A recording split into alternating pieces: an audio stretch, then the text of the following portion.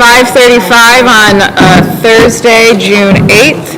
I hereby call this meeting of the Flint City Council to order. Roll call, please, Madam Clerk. Mr. Mays. Present. Ms. Lewis. Present. Mr. Murphy is not in. Ms. Priestley is not in. Ms. Winter Carter. Present. Ms. Burns. Present. Ms. Zerker-Wheeler. Present. Ms. Pfeiffer. Present. Ms. Worthing. Present. There's 7 members present. There's 7 members present. Mr. Pfeiffer, do you care to lead us in the Pledge of Allegiance?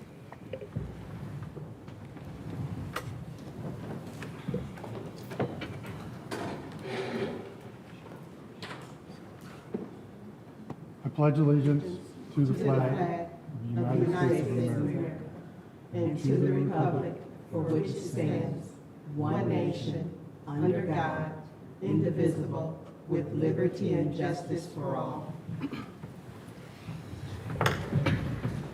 Dr. Lewis, do you care to lead us in the blessing? Our eyes closed and mind clear. Heavenly Father, we ask that you bless our meeting today, that you bless it to be free of confusion, and that you allow us to pass this meeting and to handle the business of the city. Heavenly Father, we ask that you bless our meeting today, that you keep it free from confusion, that we can operate in the best interest of the residents, and we will be able to pass this budget and be able to work together as a whole. In your name we pray, amen. Are there any, as a custom with any city council meeting, are there any members of our community who we wish to honor who have lost their lives this week? No? Okay. All right. Reading of the disorderly person city code subsection. Any person that persists in disrupting this meeting will be in violation of Flint City Code section 31-10, disorderly conduct, assault and battery on disorderly persons, and will be subject to arrest for misdemeanor. Any person who prevents the peaceful and orderly conduct of any meeting will be given 1 warning. If they persist in disrupting the meeting, that individual will be subject to arrest. Violators shall be removed from the meetings. For the changes or additions to the agenda, we'll do all of the changes first, and then we'll vote on them all individually. What changes do we have to the agenda, or are there any? Madam Chair. Yes. Yeah, I want to change or addition to the agenda after our council response. I want a special order to see what department heads, who's here, and what information we can get prior to resolutions. Not so moved. All right, so are there any other agenda changes? And then we'll go back and vote on those. Any other agenda changes? Point of order. Which point? I just put a motion on the floor. Yep, Mr. Mays, like I said, we're going to go through all of the agenda changes, and we'll come Point of back. order. What's your point? When the motion is made, your job is to ask if there's a second. Okay. Again, Mr. Mays, I already said this twice. We're going to go through all the agenda changes, and then we'll come I back. appeal the ruling of the chair. Okay, is there a second? I'll support that. All right. I made my ruling. I said it's 3 times now. Mr. Mays, what's your conversation for the appeal? Madam Chair, what did you just say? You have the floor. Okay. It's gonna be hard to hear you. You talk fast and you talk low. Then sitting down here with this room, it's gonna be hard to hear you. I'm gonna ask that you Could you move the speak mic up. closer, please?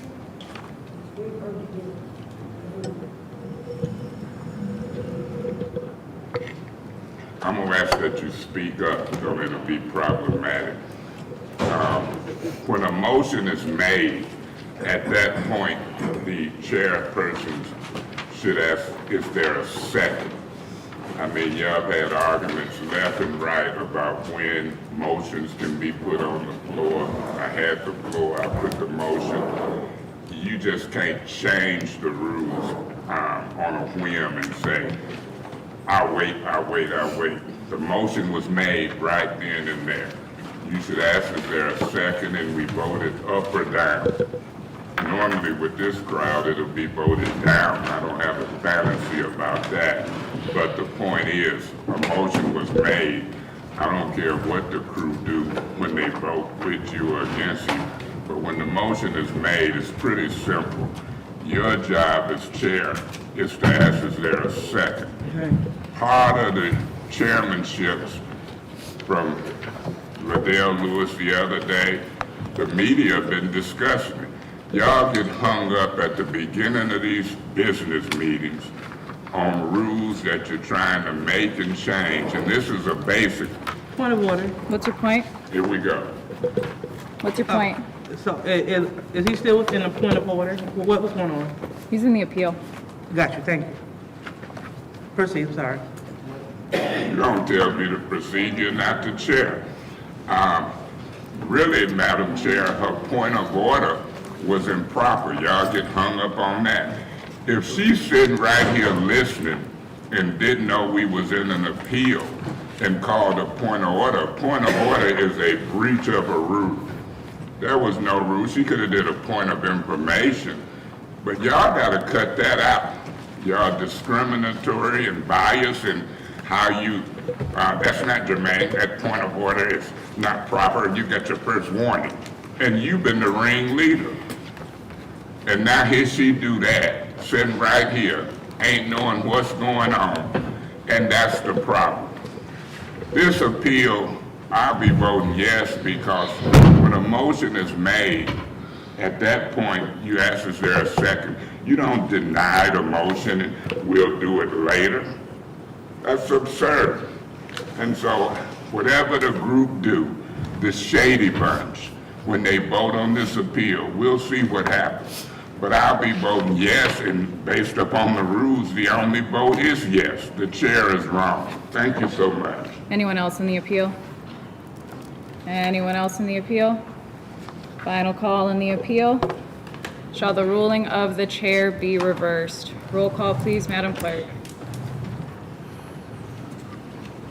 Mr. Mays? Yes. Ms. Luke? No. Mr. Murphy? I abstain. Ms. Priestley is not in. Ms. Winfrey Carter? Yes. Ms. Burns? Yes. Ms. Rickenroder? No. Mr. Pfeiffer? No. Ms. Worthing? No. Voted 3 yes, 4 no, 1 abstention.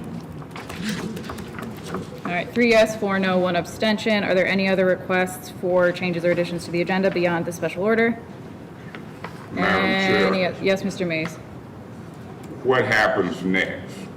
So If it anybody, ain't no more. so anybody who has a request for changes or additions to the agenda will collect all of those, and then we'll vote on each of those changes separately. Madam Chair, are you going to entertain my motion at this point for my special order? And if so, are you looking for a second at this point? Again, Mr. Mays, I've already outlined how we're going to do that additions to the changes, excuse me, the changes or additions to the agenda. Are there any others? Are there any other additions or changes to the agenda? Hearing none, we'll vote on the special order as requested by Mr. Mays to see which department heads are here. Roll call, please, Madam Chair, Clerk. point of order. What's your point? Madam Chair, do I get to make my motion? We're going to vote on these agenda Point changes. of order. What's your point? Madam Chair, why are you avoiding that I can make a motion and we ask for a second? I know why, and I'm going to explain why in this appeal if you don't allow me to make a motion. So what's your decision? My point of order is we should be at a motion. What's your ruling? My decision is that we are now on the vote for the I'll special appeal the order ruling of the regarding chair. the agenda change. Is there a second to the appeal? Yep, I'll support his appeal. Okay, go ahead, Mr. Mays. Yeah, Madam Chair, you've been in over backwards at the beginning of this meeting not to have a discussion on the motion about which department heads are here. You want to go to public speaking, council response, and then hop straight to the consent agenda. And you're breaking all the rules of council rules and parliamentary procedure not to entertain a motion. We out of emergency manager law. Emergency manager law was a Michigan form of dictatorship. We're back to democracy. I'm an elected council person. If my desire is to put a motion on the floor and you're chairing, your job is to ask, is there a second? Now here I'm in a second appeal because you're trying to go straight to a vote without a motion. This is no committee meeting. This ain't no committee meeting. This is a special council meeting, and the rules of law and council rules and charters in a council meeting, we deal with motions. We don't deal with orders like in a committee meeting. So you're misguided. I know you've been missing in action as president. Your attendance record, and I know I'm gonna offend y'all, is catching up with words. But the facts are the facts. The truth is the truth. And I'll be voting yes again, regardless of what the shady bunch do. Point of order. What's your point? My colleague is calling us shady bunks, and all of us are elected officials, and I take offense of any of us being called shady bunks. We are councilmen in the 1st, 2nd, 3rd, 4th, 5th ward. We have names, and we got a title in front of us. Point well taken. Mr. Mays, please keep your comments respectful toward your colleagues. Let me say this, I think Santos out of New York is shady. I think he's lied, and I think y'all done broke rules and y'all are shady. I will use adjectives to describe to this public how you're voting. I will use adjectives to describe how you're violating the charter and the law as it relates to not allowing a motion to be made and properly seconded. And at all costs, you, Mr. Quincy Murphy, and nobody else is going to interfere with my freedom of speech to communicate with this council and the public. It's a constitutional violation of law. Now here he done interrupted me because I know for a fact that y'all is voting shady as it relates to council rules, in particular to allow a motion to be made and properly seconded. Nobody would have to be a rocket scientist to look at this and know why are those 4 or 5 voting no against a motion being seconded. That's what happens. A motion is made. Thank you, Mr. Mays. Your time is up. Is there any other, Mr. Mays, your time is up. Vote. Your time is up, Mr. Mays. Is there any other member of council who wishes to speak in this appeal? Is there any other member of council who wishes to speak in this appeal? Final call in this appeal. Shall the ruling of the chair be reversed? Roll call, please, Madam Clerk.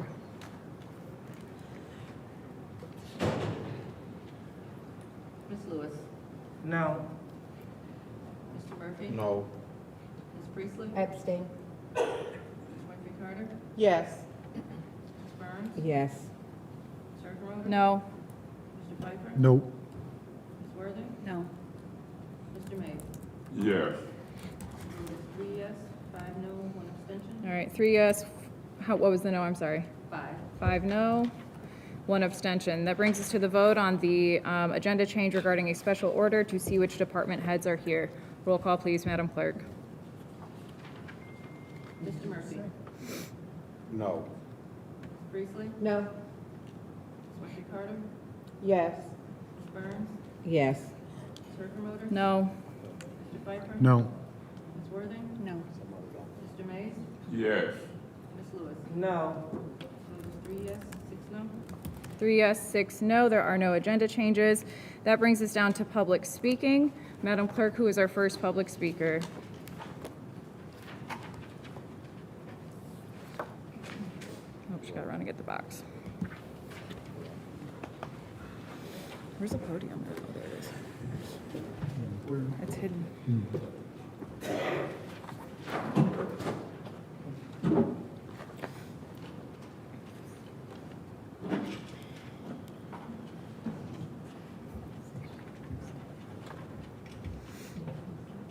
There's only one public speaker today, and that is Audrey Muhammad. Okay, Ms. Mohammed. You've got 3 minutes. I got the clock here and the podium's over there.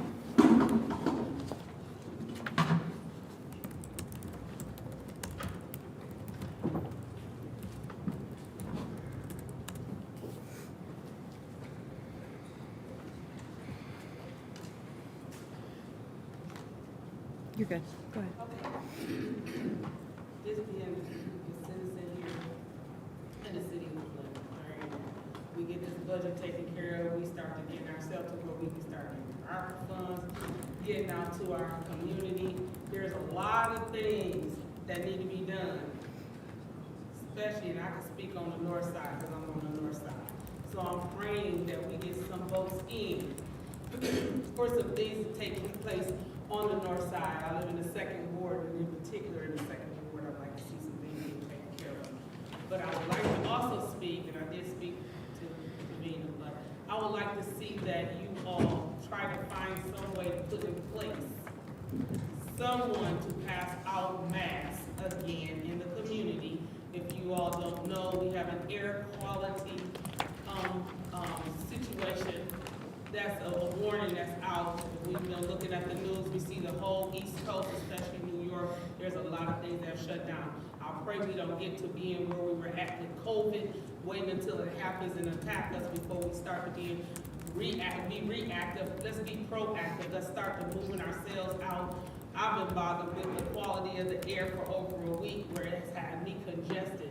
And I done got checked. It ain't my allergies. It's not that. It's the quality of the air I came from. Was down in Ohio and came back with it and can't get rid of it. And now it's here. It's affecting us here in this area. N95 is what we need. We need that in the community. So I want to address that before we let it get too far out. I just noticed and seen, got a notification today that Genesee County is one of the counties that is on that list.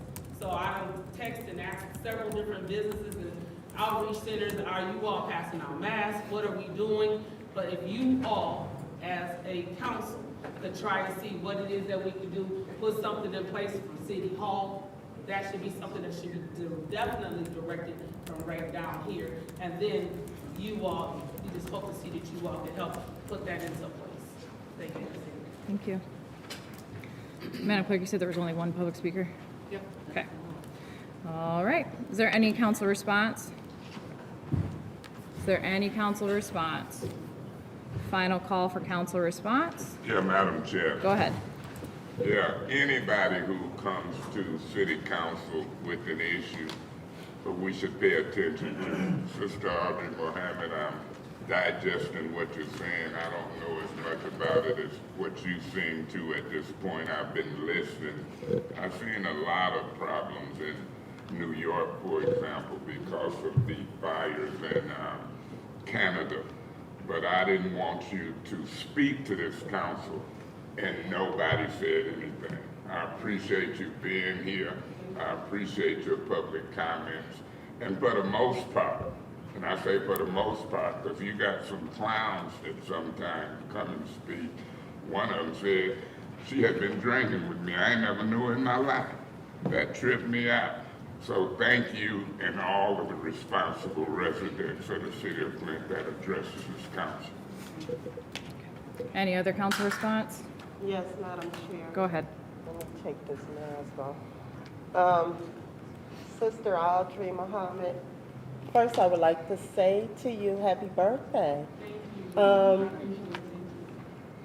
thank you also for coming forth and being engaged in the process and giving your input and your concerns.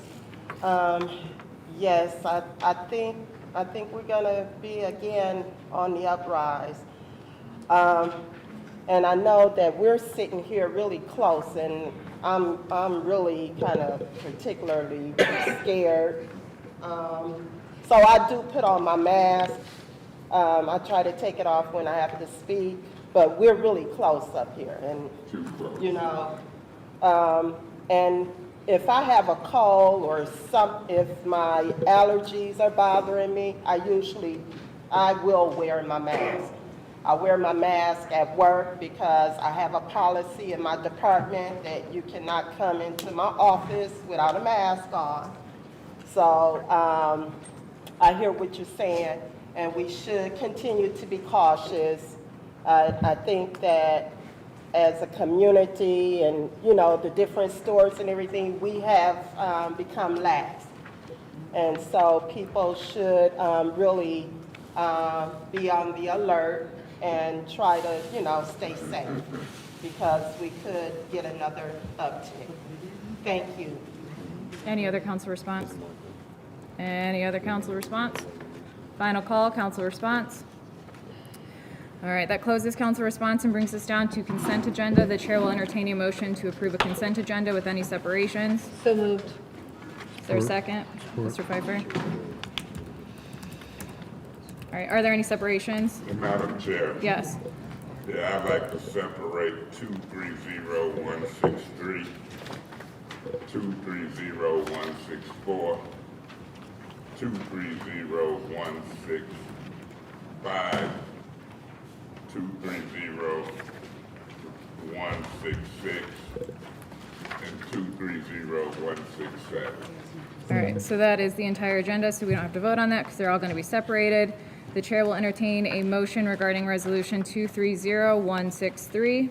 Madam Chair, Yes. I'd like to make a motion to approve 230163. Is there support? Support. It's been moved and properly supported. Is there any discussion? Yeah, Madam Chair. Yes. Did I hear Ms. Burns? No, I said yes. Okay. Madam Chair, through you to Clyde Edwards.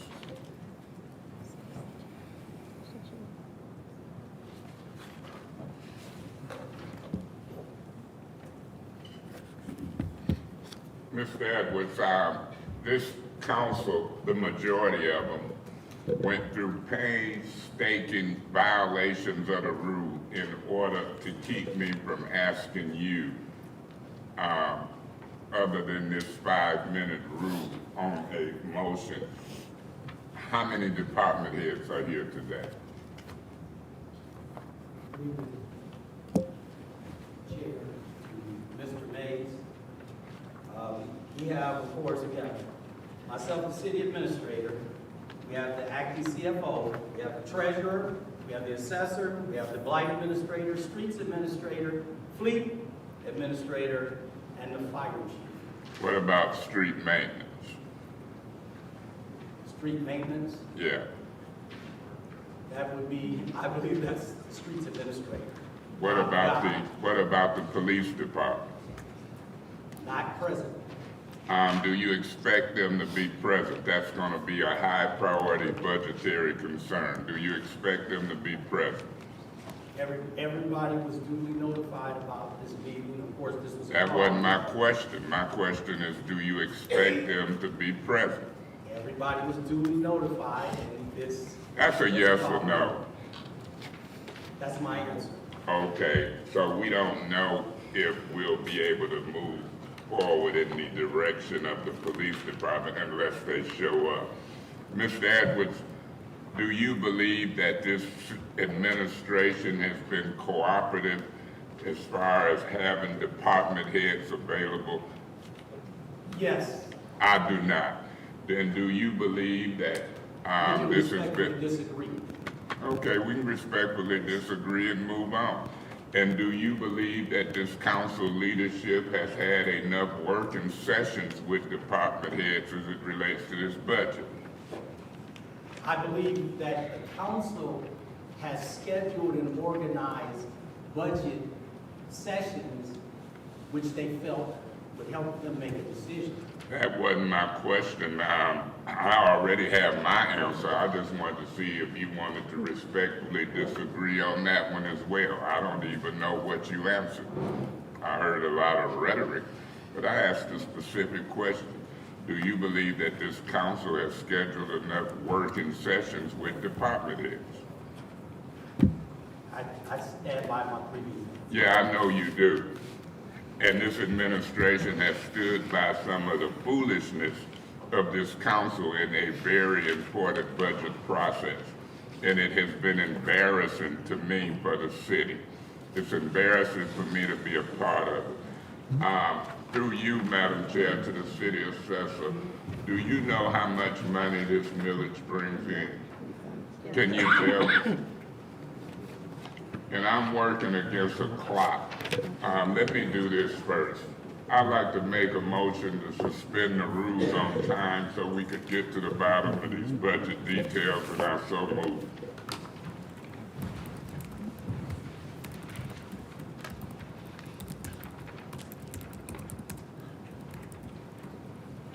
Motion to suspend the rules regarding limits on time. Is that a correct motion? Beg your pardon? The motion that I heard you make was the motion to suspend rules regarding limits on time. Is that correct? As it relates to this clock on these motions about time. Okay. Oop. Is there a second? Second that. Hearing multiple seconds, we'll go with Ms. Yes. Burns. Yes. Hang on, I've got to double check to see if that's a discussion rule or not, or a discussion motion or not.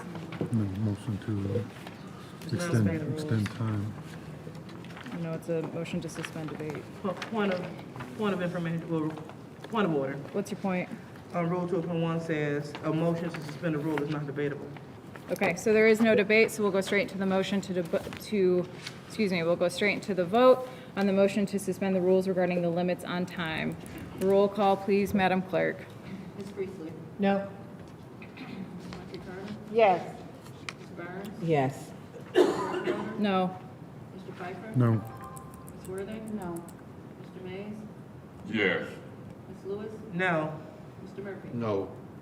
Vote is 3 yes, 6 no. All right, 3 yes, 6 no, that fails. Mr. Mays, you have 1 minute, 27 seconds. Madam Chair, just for the record, you wrongfully stated my motion. My motion was as it relates to that 5-minute clock rule. But anyway, I had no fantasy about us taking care of business in a timely manner.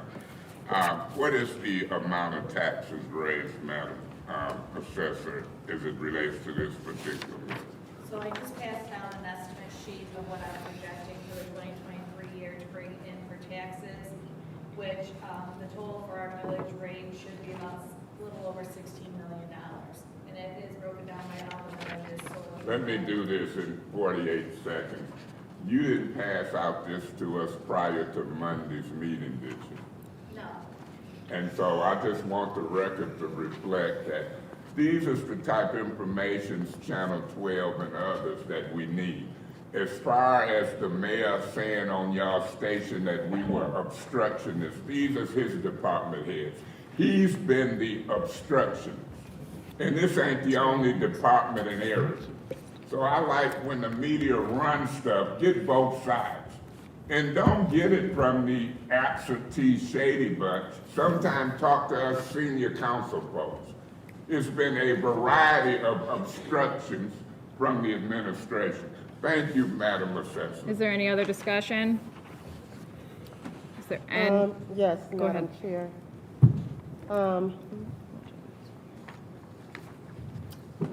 Through you, Madam Chair, to the city assessor, you can continue to explain this sheet on my time. Okay, so what I have is what our ad valorem taxable value is. I take out everything that gets captured, like what we don't receive for tax dollars, basically. And then I break it down by each millage so we know which one generates. And then also look at our 1% income that we get per each tax bill for the administration fees for actually handling this and some other things. And so that gives you the 423,731. So the totals, what we should anticipate coming in, that's with, if everyone were to pay taxes, would be a little over 16 million. Okay. All right. But this is always available if anybody needs it for their budget. I've never been asked for it, so that's why it's not presented to you. Okay. Okay. And this is just general fund, this isn't that, all the other things that we said. This is just, you said this Just is the general, general, this is just just property general. taxes. Okay. Okay, thank you. Thank you, Madam Chair. Okay. Anyone else in the first round? Anyone else? Anyone else in the second round? Is there any discussion in the second round? Final call in the second round. Yeah, Madam Chair. Go ahead.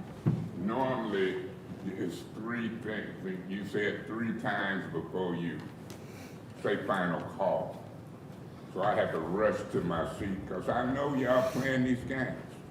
So I beat the final call that wasn't done like normal by you. And I'm here for the second round. I want to make it clear to the public. The example of the document that I just received from the assessor is a microscopic example of why this budget wasn't passed on time. But I don't blame the assessor. I blame this council, the majority of it, because we've got subpoena power. We've got the right to hold investigative hearings even on the budget. They wasn't here. They've been missing in action. We called the special meeting on a Saturday because it was so important to deal with part of the budget, which is the ARPA funds. $40 to $50 million of the budget. They were not here. It's embarrassing for me. This is the 10th budget that I've been involved in, and I've not seen anything like it in my 10-year career. And you got council people flipping. They don't want motions passed. They don't want to ask the right questions. They don't seem to care whether public safety is here. The citizens is crying out for public safety. I used the example the other day. I got a call from a family. A key witness in a murder trial was killed prior to testimony. And folks, I understand, had to be let out of jail who was suspected as murderers. Guess whose responsibility it is for us to fund the police department? Fund public services with millage money, ARPA funds, general fund money. It's ours. It ain't the mayor's, it's the council's. We control the purse strings. And we do it once a year. We allocate the money in the budget based upon the priorities, and then the administration, the mayor, and department heads carry out what we allocate. This is the most serious business that we do all year, one of the most serious things we do, and folks been missing in action. I looked at the newspaper the other day. Some residents want folks recalled because they were missing in action. And guess what I think they should be? Because the beginning of this meeting started out with a chairperson refusing to let a motion be made and properly seconded. On deadline day, over across the street in the county building, Miss Lewis did the same thing chairing, and it was a debacle. We were hung up on 8, 9 appeals of the ruling of the chair on things that should be common sense and courtesy over some political fights, primarily trying to prove something to me. This senior council person. I take my hat off to those who showed up during the budget process. I poo-poo the council people who were missing in action. MIA, they call it in the military. Missing in action. And an embarrassing this city, embarrassing this budget process. Been here a little over a year and act like they know everything. It's embarrassing. If we're gonna take care of the business of the city, allocate millions of dollars and protect the residents and give them the services they want, we've got to do better than this. And after a year or more, I'm reaching the conclusion it won't be with these individuals. Thank you so much. Any other discussion in the second round? Going once? Yes. Go ahead. Through you to Stacy, this, millage, just for the record, for, those who may not understand what is, going on to the public that's watching. This is, this millage does not increase anyone, tax rate, correct? No, the villages have not increased, we're not allowed to by law, so it's whatever maximum amount to levy. Just the standard procedures and what we Right, do. any increase in taxes is due to the rate of inflation. which How is 5%. often do we, have to approve these resolutions? Once a The millage year? rates, I think most of them have just all been renewed, so they won't be up until I think around 2026, but I'm not positive on the expiration date. So they're only about a 4 to 6 year span. So this is not something we have to approve every year? The millage rates? Yes. You do, yes, you have to approve what we levy every year. Okay, But they don't go for a vote to the public every year. correct. All right, so this is not an increase for people's property taxes. For No, those who millage may rates do not. think that we are approving, because sometimes we, put out mixed messages to the community, and we make people believe that the council is voting to, approve increase of people's property taxes, and that's not what we're doing. Correct, that Thank is not you. what you're doing. Thank you so much for clarifying that. Anyone else? Mr. Murphy, are you good? Yep, I'm Okay. good. Anyone else in the second round? Going once, going twice. All right, we'll go on to the vote for the motion to approve Resolution 230163. Roll call, please, Madam Clerk. Ms. Winfrey Carter. Yes. Ms. Burns. Yes. Ms. Rickenberger. Yes. Ms. Pfeiffer. Yes. Ms. Worthing. Yes. Mr. Mays. I abstain in order to make a point that this document and this $16 million is just coming before us today. This budget process has been flawed, and the people to blame primarily is the majority of these council colleagues. Ms. Lewis. Yes. Mr. Murphy. Yes. Ms. Priestley. Yes. Vote is 8 yes, 0 no, 1 abstention. 8 yes, 0 no, 1 abstention. That is passed. The chair will entertain a motion to approve Resolution 230164. So moved. Is there a second? Support. It's been moved and properly supported by Chair. Dr. Lewis and Ms. Priestley. Yes, Mr. Mays. Yeah, Madam Chair, this is a millage rate that deals with the Downtown Development Authority. Through you to Mr. Edwards, is anybody down here who can talk about the Downtown Development Authority today? Even though we might respectfully continue to disagree. Anybody here? No, not that I'm aware of. No, not that you're aware of. We can agree on that. They don't have a director. And have they been here to discuss this budgetary item in the last 2-3 months that you know of? That person would have to be through the downtown development. And you knew that this would be part of the budget process, didn't you?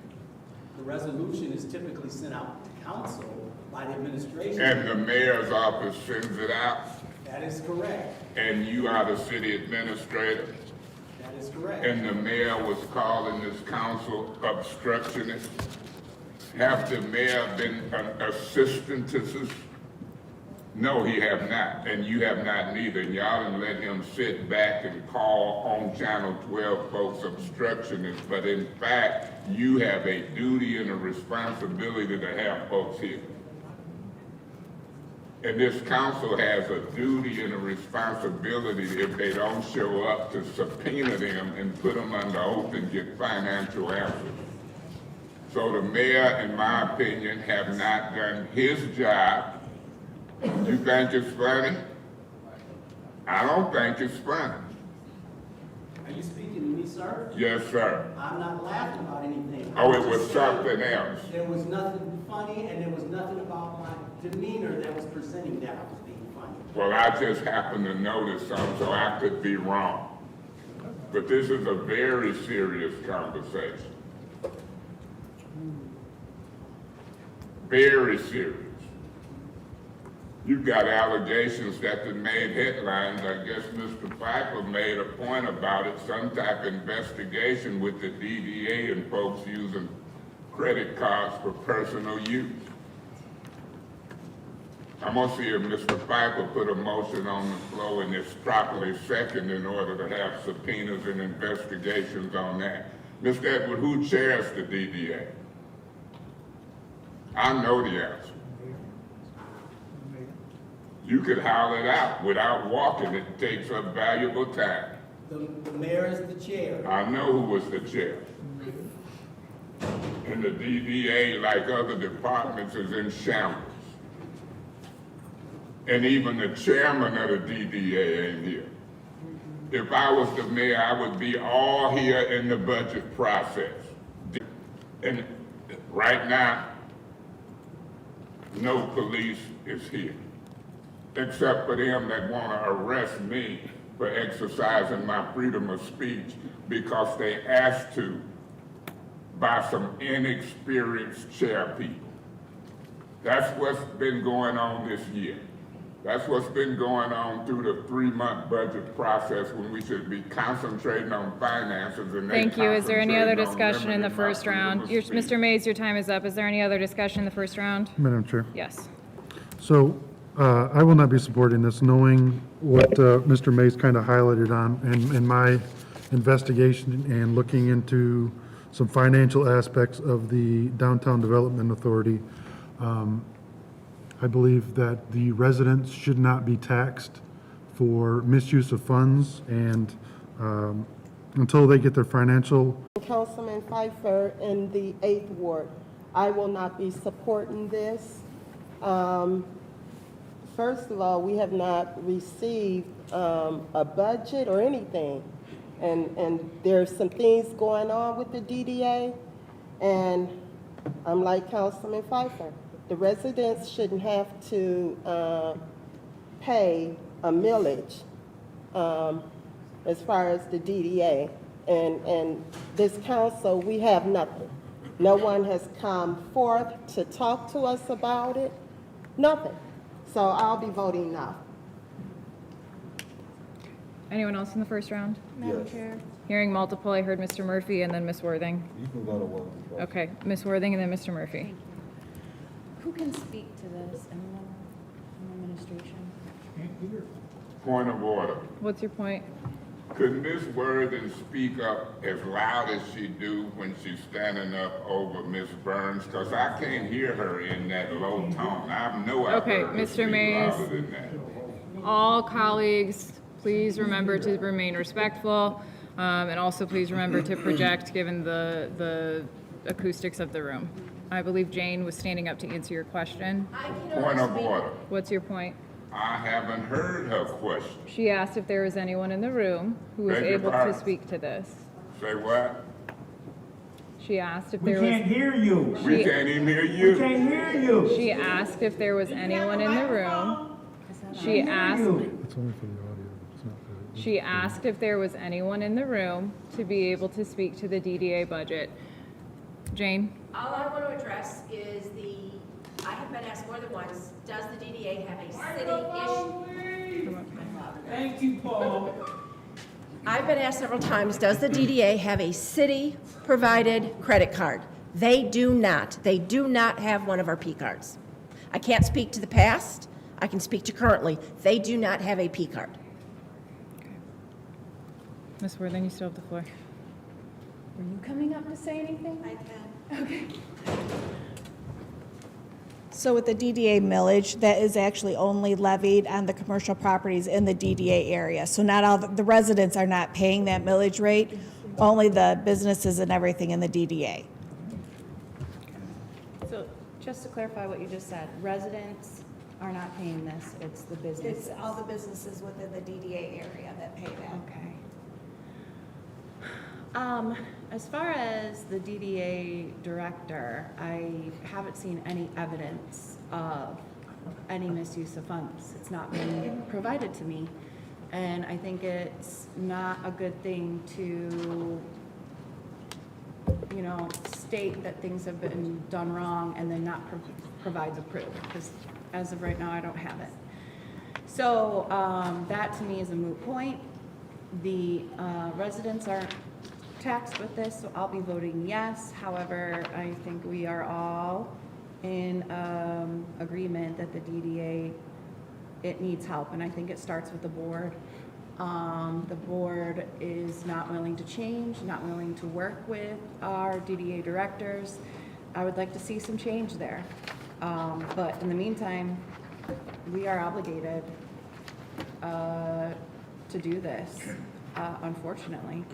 But just like everyone else, I'd like to see changes. Thank you. Mr. Murphy?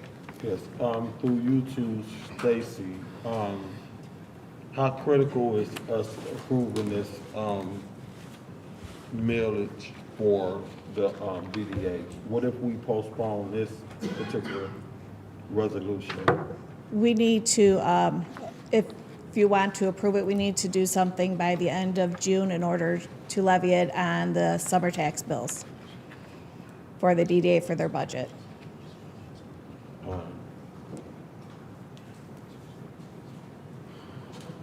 Are you done, Mr. Murphy? Yeah, well, one of my,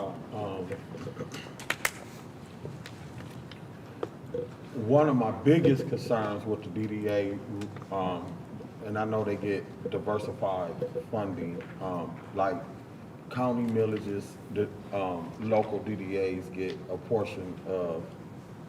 Could you elaborate on that? Yeah, there is two ways that a DDA can be set up. One is through the capture, which ours does not. Ours is straight millage. So they get, I think, was it 1.882 is what they levy instead of doing capture. So when we do police millage, what else? We did arts millage, we do MTA millage. Do our local DDA get a portion of that? Only through the Tifa district, which pays for the garage downtown. They do not get it for their budget. It pays for what? It pays for the bond for the garage, the parking garage that was added downtown several years ago, which we hold that bond. But other than that, they do not capture any of the other millages. They're straight. Are we in good standing with repayment of that bond? Yes. We are. Do you know what we owe remaining? No, I don't handle any of. Can you get Do you that know? information? I don't know the total, I'd have to pull the information. Could you pull that information up for us and have it at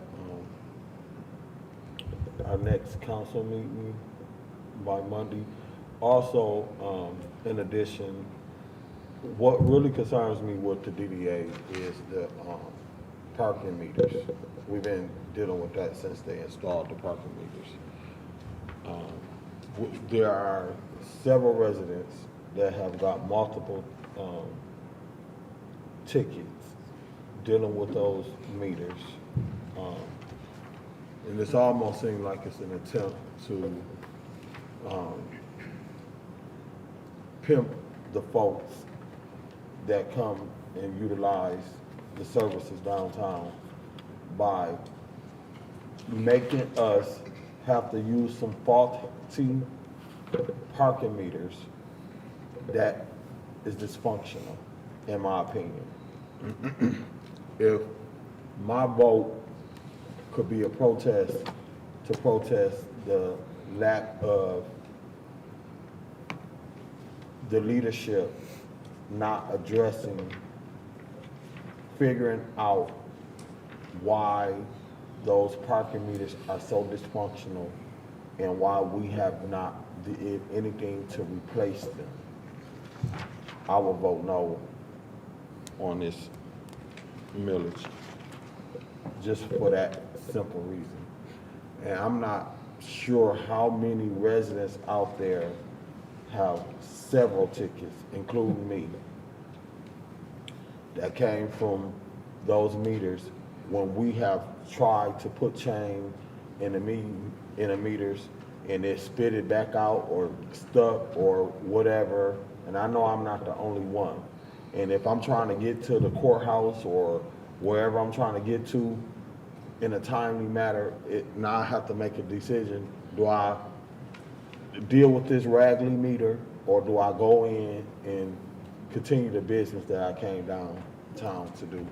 And I'm not sure how many of me's out there that got a ticket that done had to put some money in there, they didn't take it, or they got stuck, or just whatever. There are some severe issues dealing with the parking meter. So just because of that, and until somebody come up with a plan, I'll be voting no on this particular resolution. And anything dealing with the DDA until they fix it. And that's my protest and my support of the probably hundreds of residents out there that don't receive tickets with an attempt to try to do Thank you, the Mr. right Murphy. thing. That's your Thank time. you. Is there anyone else in the first round? Is there anyone else in the first round? Madam Chair. Go ahead. The DDA is, if they fall short, we pick up their tab. Is that correct, Jane?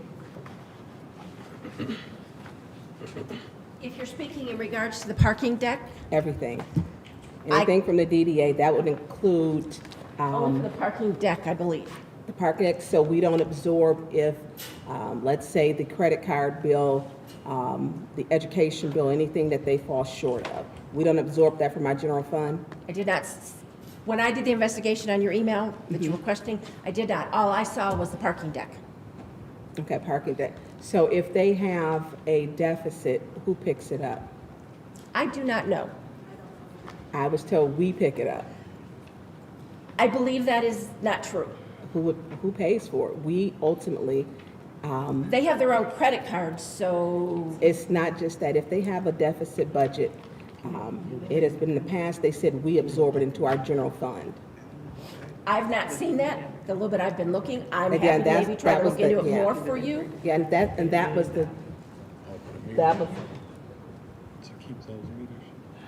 was the question that I was asking, because I wanted to be clear, because we do have some issues. I know we talked about the credit card, and I want to be transparent with the public, that there were some credit card discrepancies that we had, and the receipts were put out there actually on social media, where she had purchased eyelashes, paid for her resume building, and other things. I think the total sum was about $4,000 that was put out there. So, but I was told there was more. And we do need to do an investigation to look into that, because that's an abuse of that position and that card access. It should not be used for, I don't know what you call them, but I don't wear eyelashes, I use my own. So, or mink eyelashes, it was the best. So I think that, and I know I had spoken with Councilman Pfeiffer about it, but I think we do need to look into that to make sure that when those cards are being used, that the taxpayers are not responsible for anyone else's if it rolls onto ours or anything with the DDA. That would include any expenses or how their entire department is ran. And I thought it to be ironic that when they found out that we were looking, she quit. We started digging in, she quit, but the city had already, or it was already put on for her resume that the taxpayers are picking that up. So there are some very serious discrepancies. So the DDA needs to really be looked at. And it's something that has been a problem for 2 years. We're going to 2 cycles. And Ms. Burns, for the record, they do not even submit a budget to me. I have no authority from my department over them. Right, and I think we need to figure out. Did y'all need? Ms. Burns, proceed. Yeah, but it's hard because this picks up, when they're talking, I hear that in my ear. And Davina, can you stop my time? Because when they're talking, the microphones pick up and it projects out to everyone. And so when you're talking, other people on YouTube hear that conversation and not the conversation. So that's why when they're speaking, my other colleagues, I show respect by being silent. Ms. Burns, you still have the floor.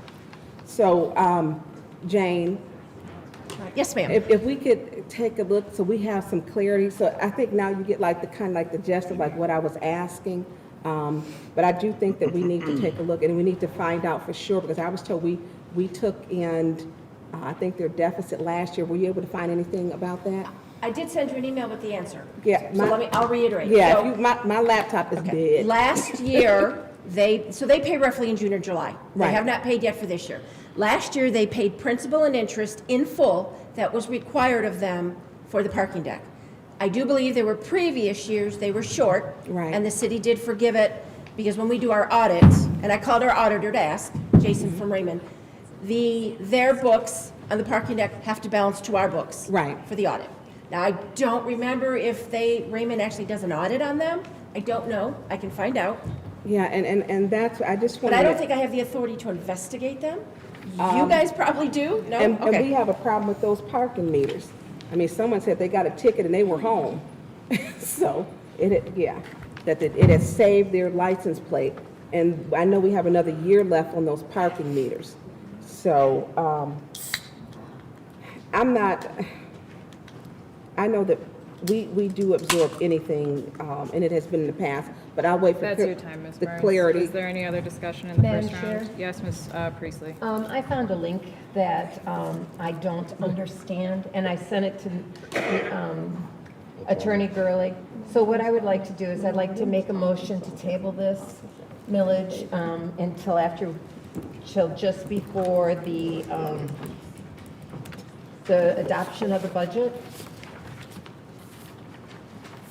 Hang on. so that she can get the opportunity to review the link I sent, because I was looking at the law and I didn't, because I want to know what our obligations are in regards to the DDA if they have shortfall Point of order. in their revenues. Okay, hearing your point, what's your point, Mr. Mays? Point of order. Was there a motion made? Yeah. And did we have discussion on it? Was Ms. Priestley discussing the motion? Is there a debate or discussion on this type of a motion? We haven't gotten there yet. So is there a second on that? Okay, so it was a motion made. Is there a second on the motion to table the millage prior to the consideration of the budget? Is that the correct motion? Correct. Okay. That has been moved and properly supported. That is considered a motion to postpone definitely. Is there any discussion? Yeah, Madam Chair. I heard Mr. Murphy say motion to call the question. Is there a second? Point of order. What's your point? He can't just holler that out. You have to give him the floor, then he can make that motion. All right, is there any, on the motion to call the question? Madam Roll call, Chair. please, Madam Clerk. Madam, point of order. What's your point? You telling me the record gonna show you gave him the floor and he made a motion to postpone indefinitely and them were the words he said or something? No, sir, I think you're Well, how did mistaken. that motion get there? Sure, so the motion was made to table the millage, which is a motion to postpone definitely. That was made by Ms. Priestley and seconded by Dr. Lewis. Mr. Murphy had the floor first, wherein he called the motion to call the question, which was made by him and seconded by Ms. Request Priestley. for information. What's your request? So you saying the record gonna show that he said all of that? That he called the question, yes, I will. Roll call, please, on the Point motion of to, order. what's your point? Madam Chair, he did not. He did not ask for the floor, and you didn't give him the floor. Okay. Ms. Priestley had just finished speaking, and he kind of blurted it out. All right. But you did not give him the floor. Roll call, please, Madam Clerk, on Point the of motion to order. call the question. What's your Point of point? order. What's your point? Madam Chair, I'm gonna appeal the ruling of the chair if you proceed with this ludicrous, decision that you're making. The chair is making a decision in front of all of us in these cameras that you gave him the floor and he made that long motion. I didn't hear it. That's an improper point. I Roll call, appeal the please. ruling of the chair. All right, there has been a motion. second that. There has been a motion on the floor to appeal the ruling of the chair. Hang on.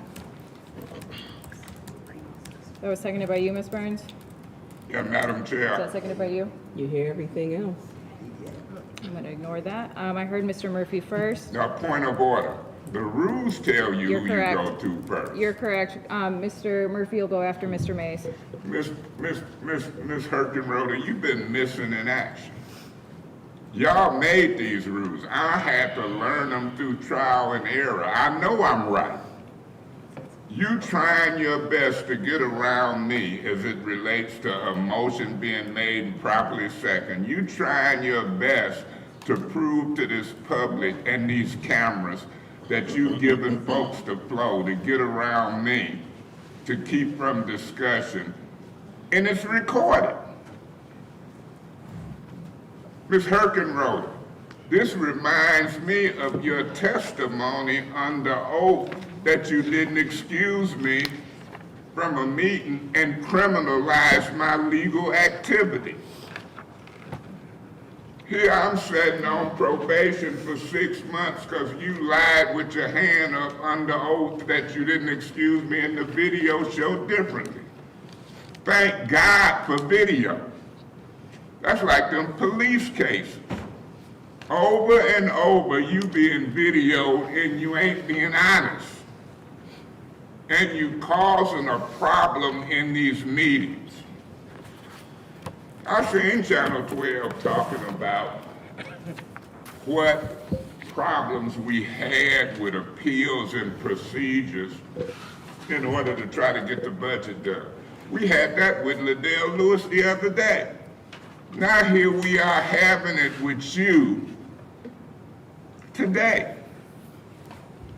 All you gotta do is be honest, have some integrity. I wouldn't care if the shady bunch voted wrong from now into 2024, as long as it's recorded, as long as the rules is written. I'm gonna hang my hat on the truth, integrity, God, and all of that.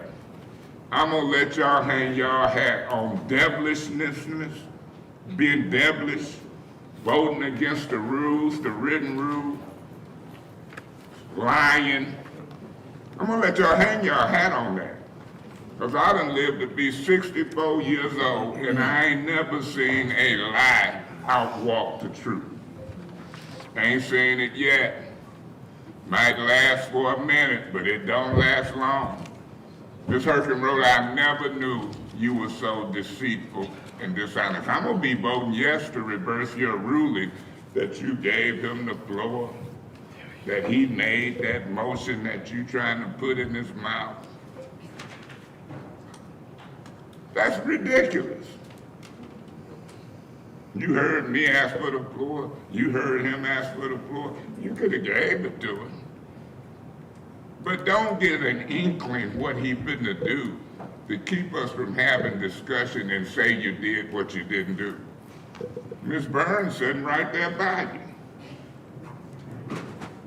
Thank you, Mr. Mays. Mr. Murphy, you have Thank the you so floor. much. I did try to get the floor because I'm trying to be quick on my feet when it comes down to me wanting to call for the question, because we already had a discussion about this, right, already. So I wanted to hurry up and call for the question because my colleague in the first ward loves to hurry up and grab the floor. So when he tried to grab the floor, he'll try to go and be like, hey, hey, and then get to grab the floor without you even acknowledging him being acknowledged, and then he'll just grab the floor and Request run. for information. What's your request?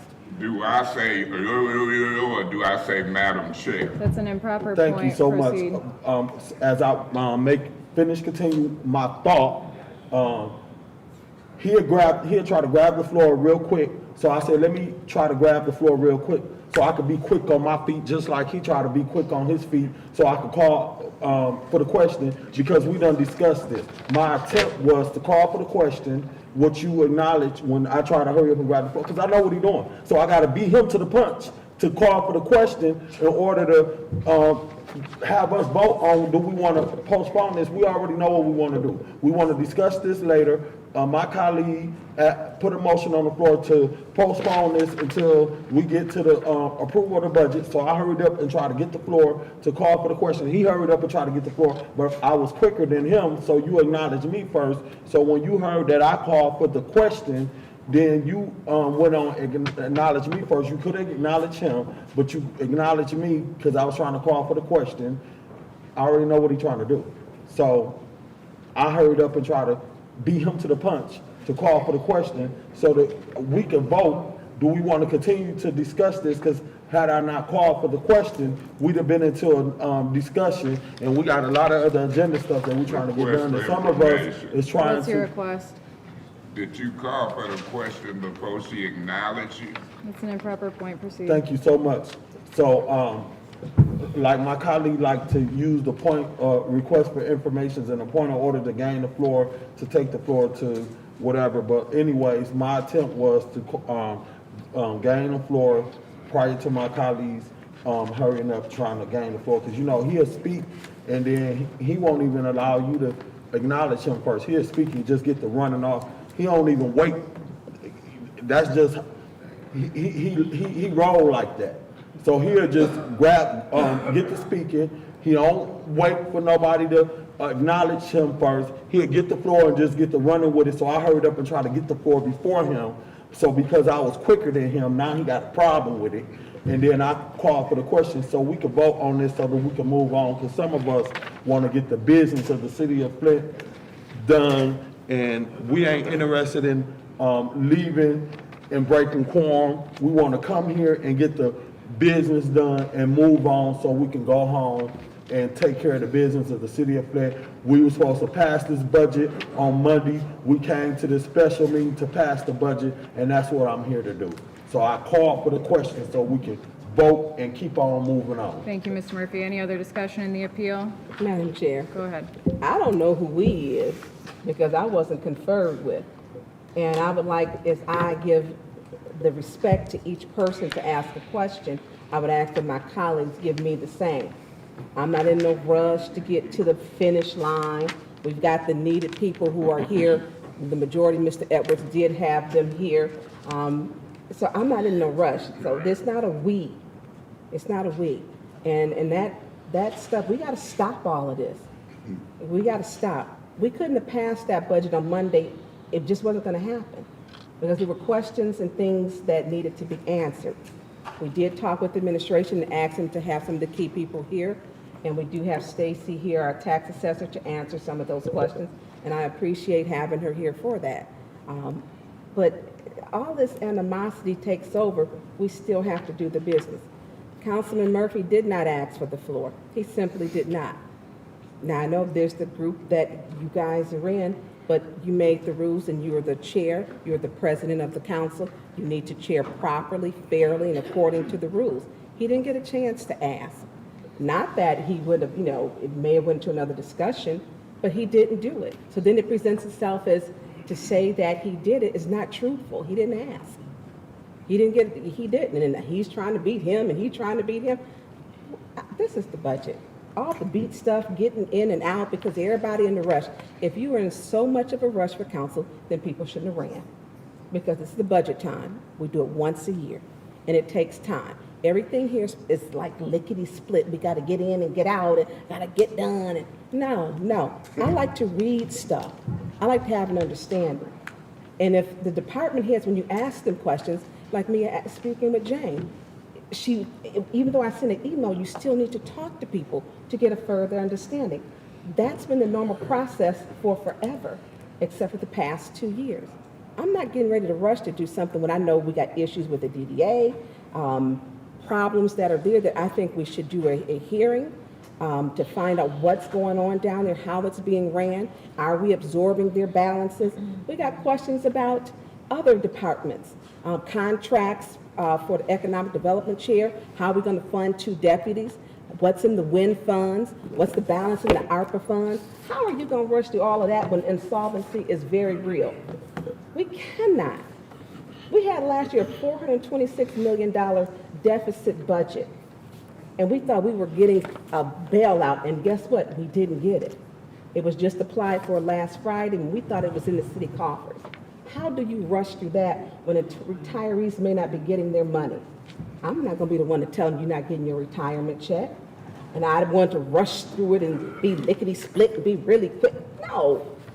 They work for this city 20 to 30 years, and some longer. And if we can't take the time doing budget adoption to ask the questions to the department heads that are here, then shame on us. Okay. Anyone else in the appeal? Madam Chair. Dr. Lewis. Thank you. So according to Rule 28.2, when two or more council members address the chair at the same time, the chair shall name the council member who is to speak, who is first to speak. And so you named Councilman Murphy under Rule 28.2. Furthermore, under Rule 28.3, a council member who desires to speak on any matter before the city council must obtain the floor by being recognized by the presiding chair. Unfortunately, Councilman in the First Ward blurts out, Request for information. What's your request? Ms. Lewis, do you understand this appeal is not who she recognized, but what he said after or before he was recognized? Do you understand that? Proceed. And Madam Chair, Rule 26.4 states that using requests for information as an opportunity to gain the floor is not allowed, and most abuses of requests for information is called for disciplinary action. And it also states in Rule 26.2 that a request for information that asks a question for which the requester already knows the answer is improper. Therefore, that request for information was improper. So going back to the Rules 28.2 and 28.3, it states that the chair has the prerogative to call on a council member first. You called on Councilman Murphy, so therefore I'm voting in favor of the chair. Thank you. Any other discussion in the appeal? Any other discussion in the appeal? Any other discussion in the Point of appeal? order. What's your point? What is the staff person waving their hand? May I ask that you please all speak up and speak clearly, particularly with the vote? The people back here cannot hear much. All right, we're at the vote on the motion to appeal. Roll call, please, Madam Clerk. Point of order. What's your point? Can you restate the appeal, if you know? You appealed my ruling that Mr. Murphy was allowed to make a motion to call the question. Point Shall of the order. ruling of the chair be reversed? What's your Point of order. point? I appeal your ruling that he made the conversation after you called on him. Okay. He had said what he wanted to say before you called on him, and then you took over what he was trying to say. All right, That roll was call, my please, appeal. Madam Clerk, on the appeal. That's important.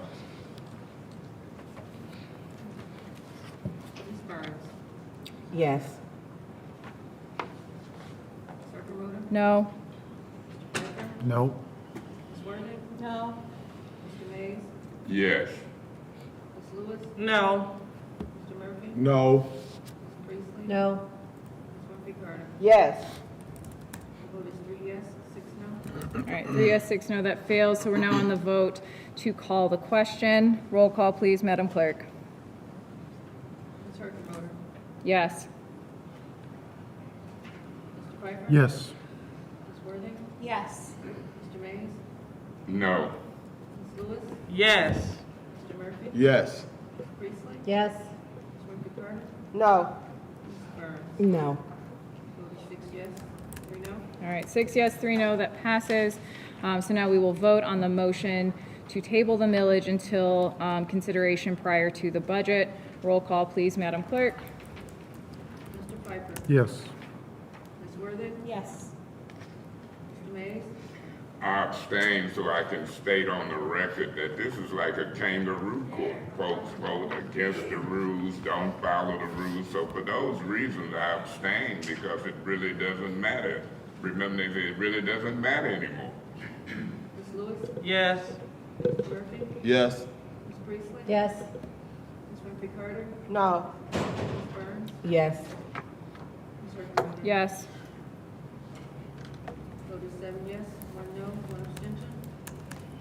All right, 7 yes, 1 no, 1 abstention, so that's been tabled. So that means that we are now on to, the chair will entertain a motion to approve Resolution 230165. Madam Chair. Hearing multiply, heard the movement originally from Mr. Pfeiffer. Mr. Murphy, I'll count you as a second. Point of order. What's your point? Let me make it clear. That's what we just finished with. You can have 3, 4 people holler out, but you have to call on one of them. Okay, is there any discussion? Let me finish my point. Is there any discussion? Point of order. What's your point? If you continue to talk when I call point of order, I'm gonna ask that you be removed. Now, you can clearly hear me. When I say point of order, all talking should cease. You should ask, what's my point, and then let me finish. Now, you getting in a bad habit, Madam Chair. My point of order beside that is this. We just went through an appeal. I know people rushing, as Mr. Murphy described, in order to get the floor to make motions. When you hear that, you must then call a name. And when you call the name, after you call the name, then they make the motion.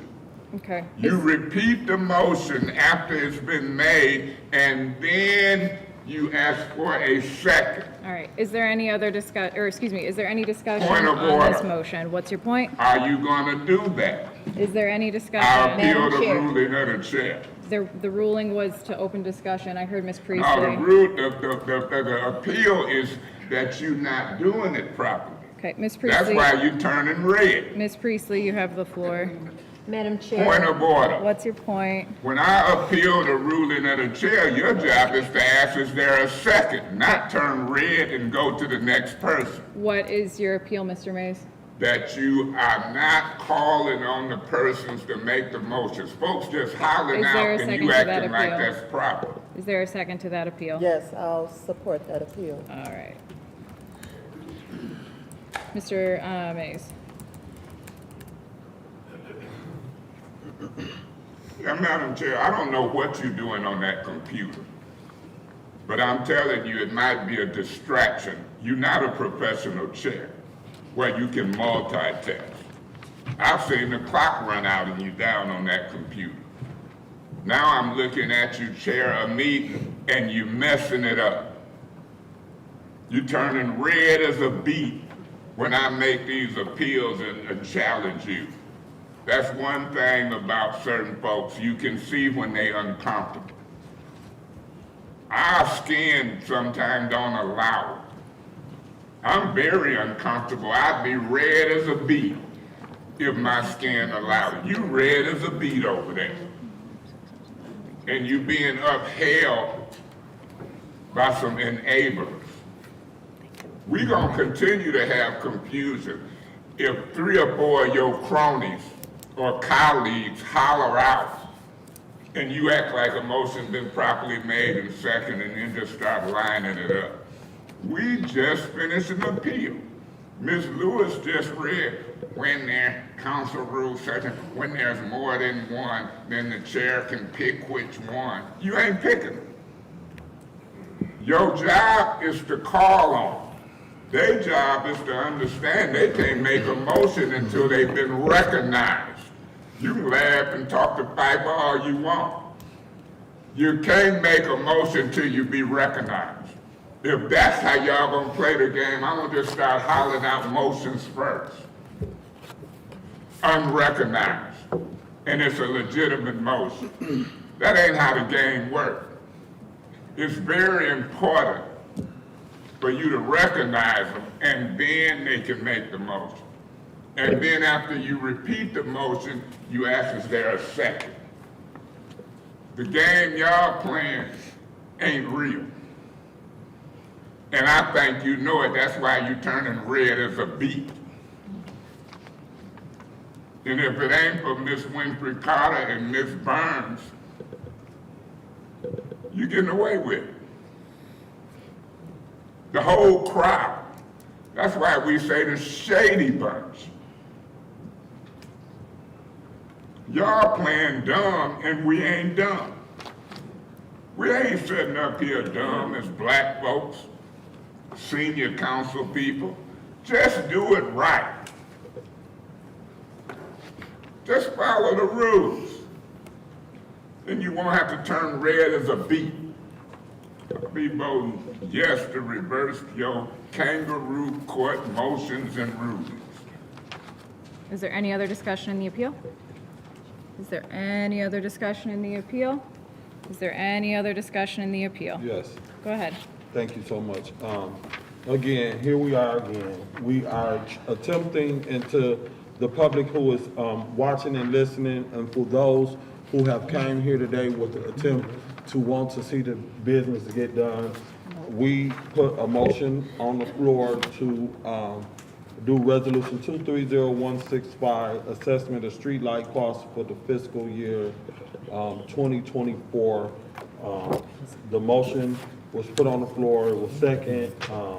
We want to go to discussion for any of the 9 council to discuss this motion here on the floor, but because my colleague in the first ward interpretation of how the chair is chairing and what she should respond to when it comes down to the order of the business, here we are in an appeal, wasting time Request when for we could information. have. What's your request? Mr. Murphy, you don't think rules and procedure is part of the city business and is not an important part? That's Is that improper. what you're saying? Proceed, Mr. Murphy. Thank you so much. So for those who elected us to come down here to do the business, what we are attempting to do today is to get the business done. We have resolution on, some more resolutions to get to.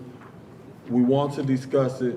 We want to hear from our colleague in the first ward and other colleagues that have questions or would like to discuss the business at hand. And here we are in an appeal because the chair is attempting to do her job and chair this meeting. I'll be supporting the chair, and I just want those who have conscious mindset to think for themselves and not be followers and not get caught up in the rhetoric that want to see us get the business done. What we are attempting to do is to get the business done by putting a motion on the floor, second it, and discussion to deal with this.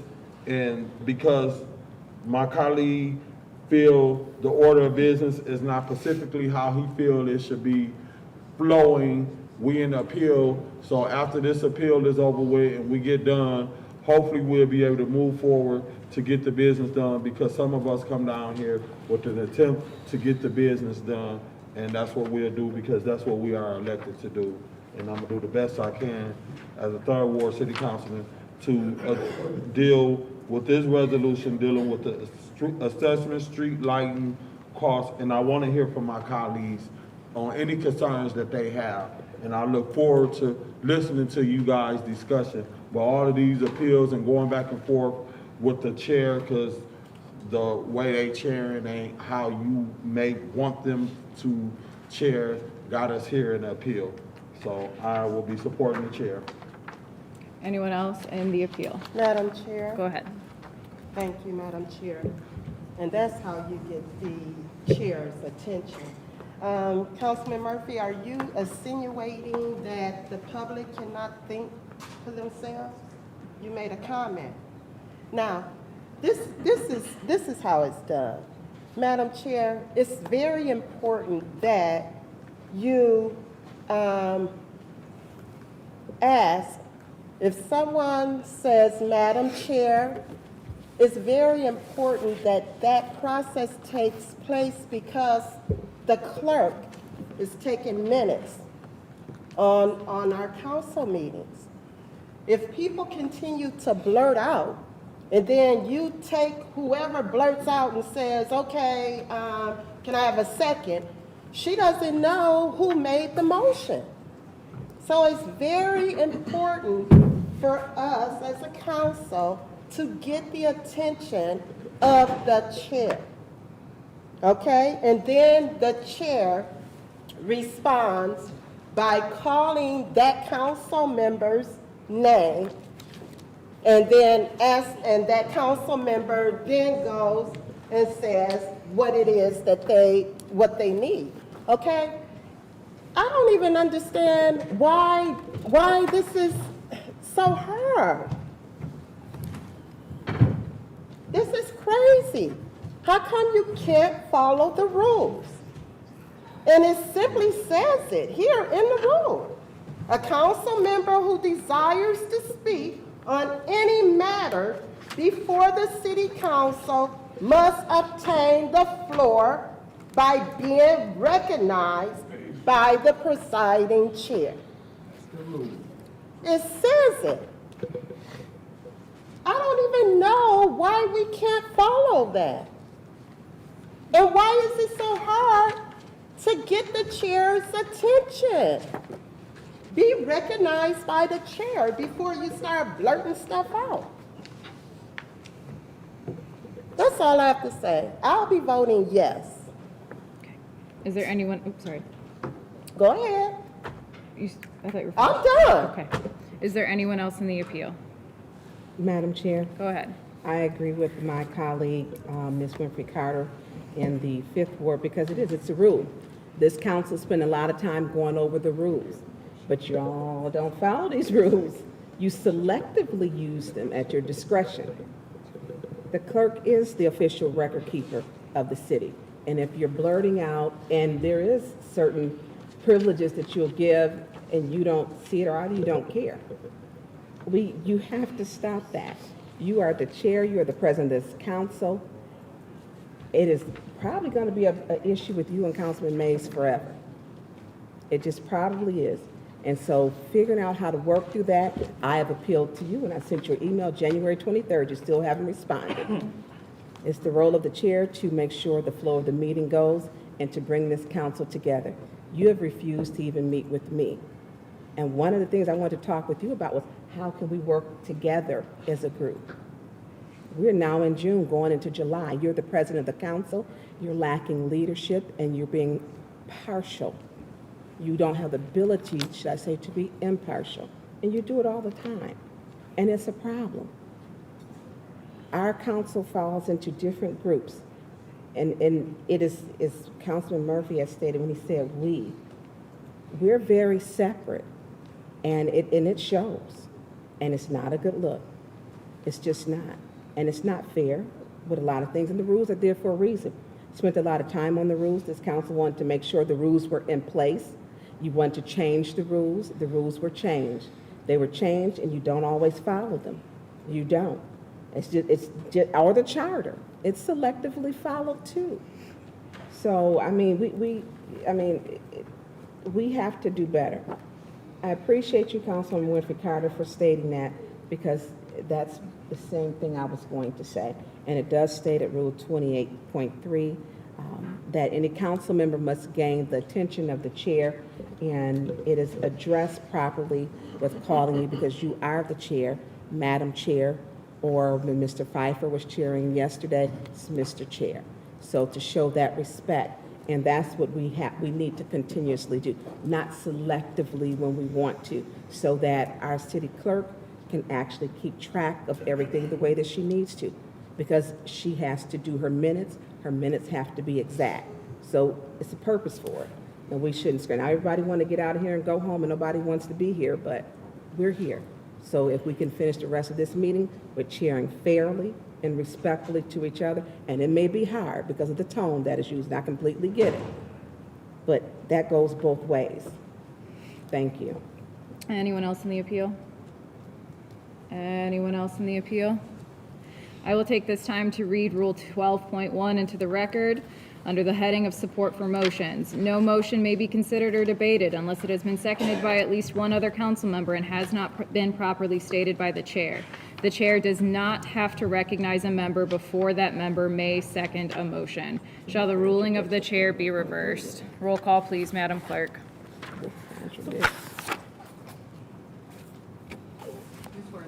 No. She can vote from out there.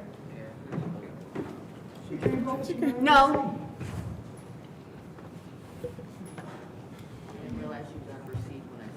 Yeah. Point of order. What's your point?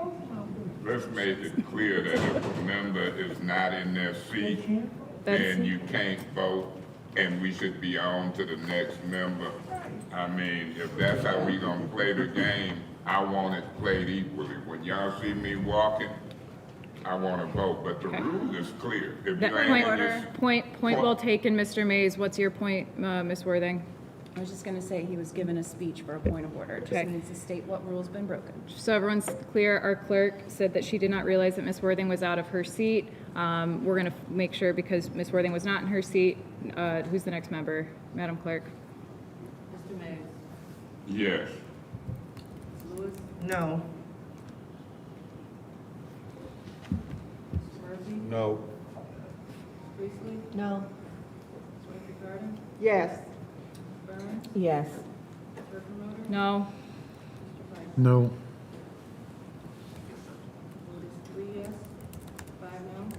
All right, 3 yes, 5 no.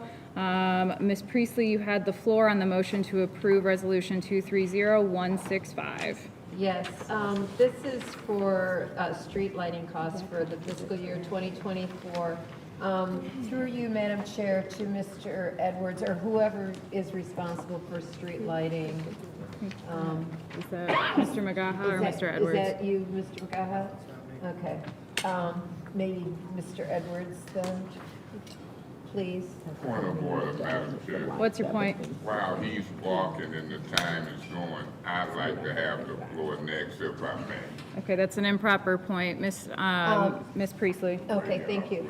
Mr. Edwards, I know that in the budget that the council approved for ARPA, we have some money to improve street lightings. Do we, or to install new street lamps and change the bulbs that would potentially reduce our costs? Do we know where that is in the process of ordering? Come up here, Clyde.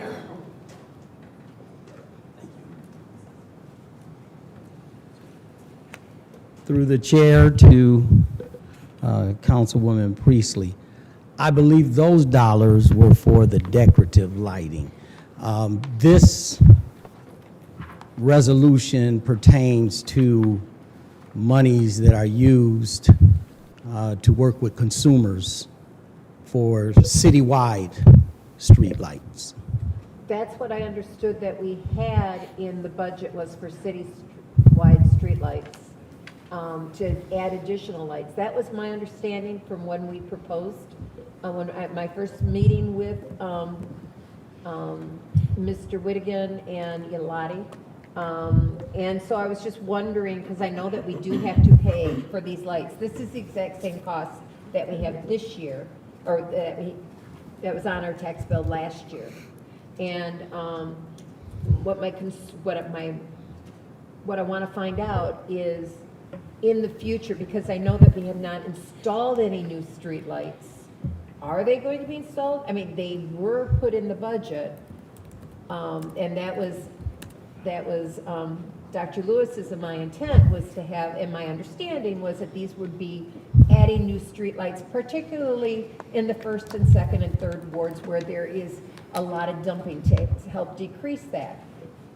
That they weren't supposed to be decorative lightings, but true streetlights.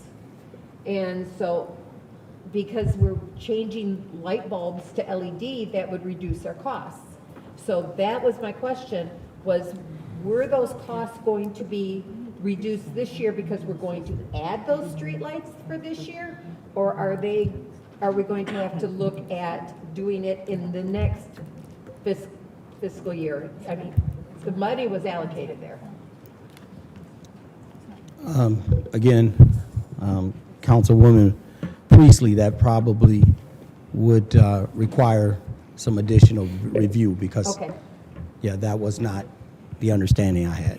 Okay, yeah, because we are adding, because this actually says to add 500 streetlights, replace 2,000 lights with LED bulbs, and that came directly from the mayor's proposal.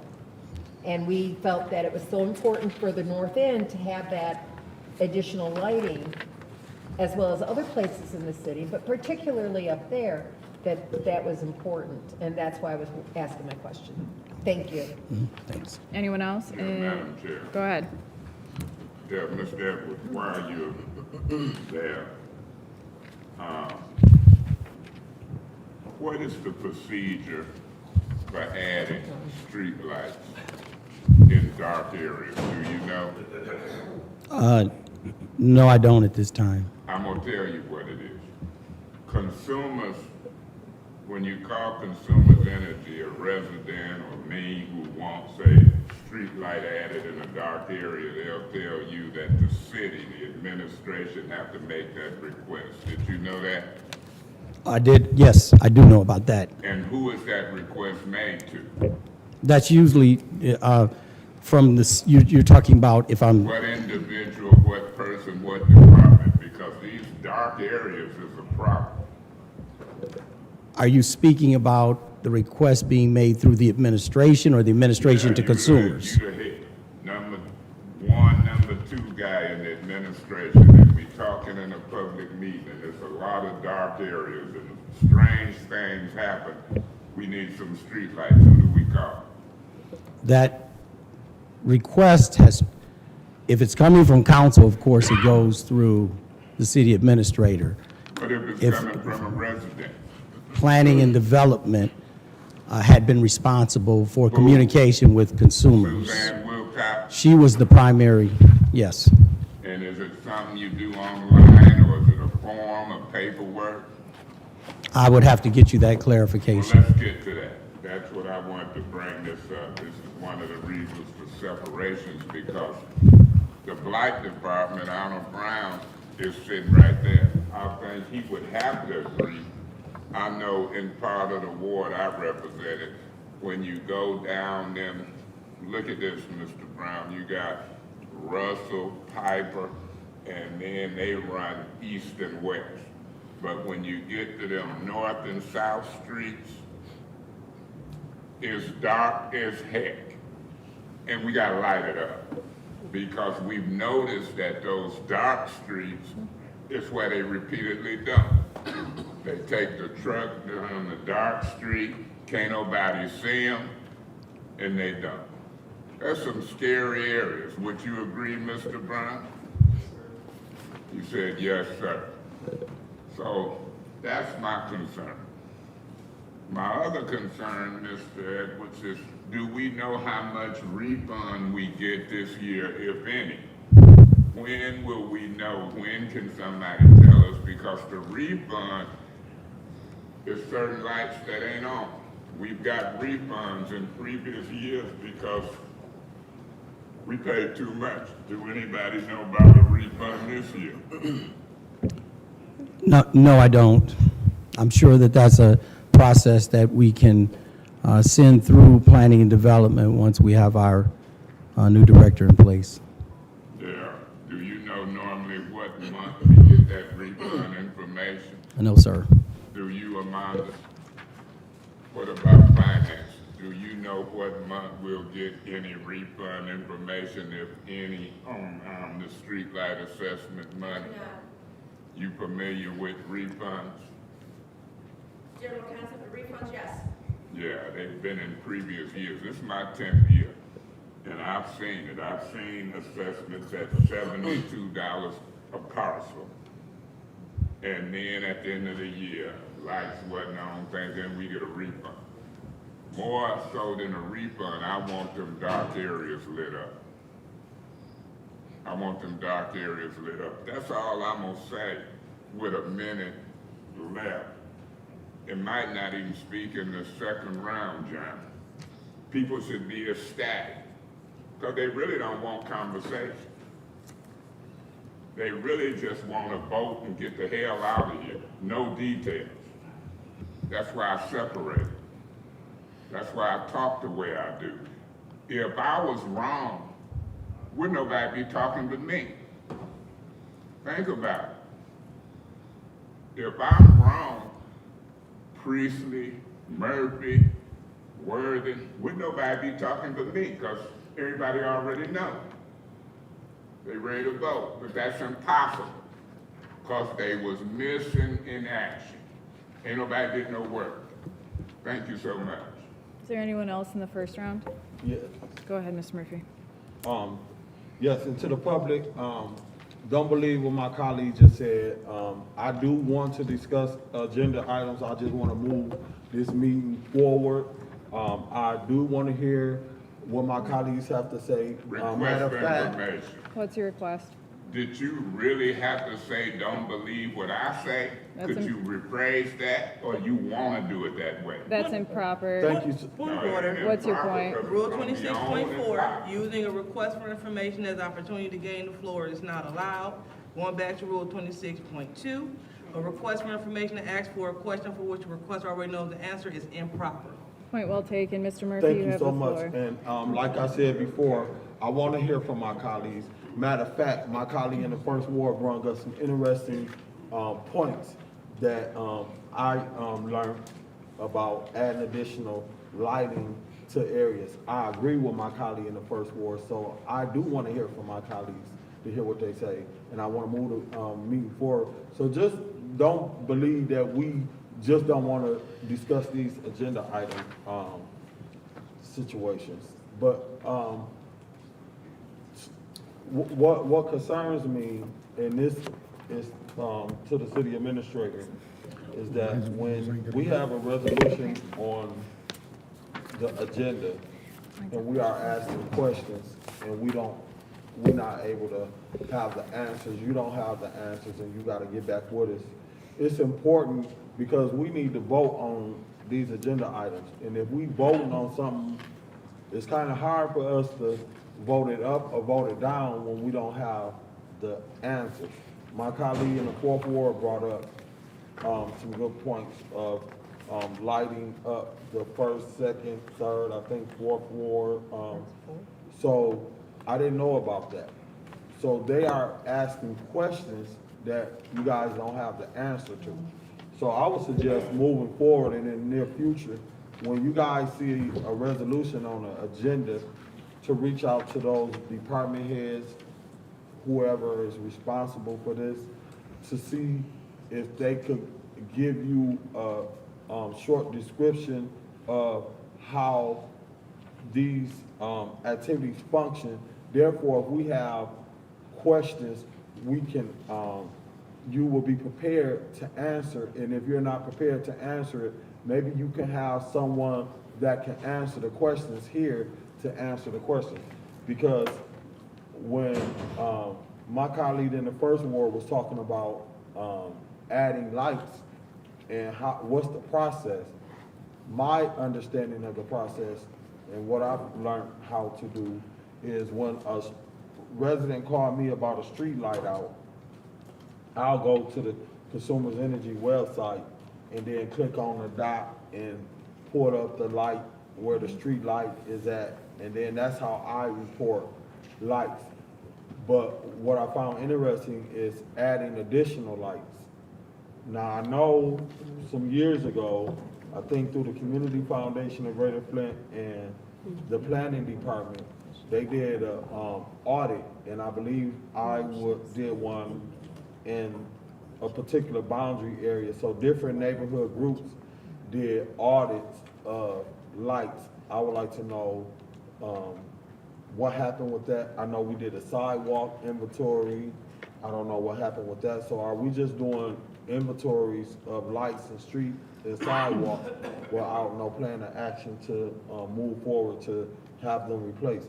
My other question is, my colleague, you guys talked about decorative lighting. Could you, do you have the question, do you got the answer of the decorative lighting? Where are those decorative lighting going that is separate from this resolution?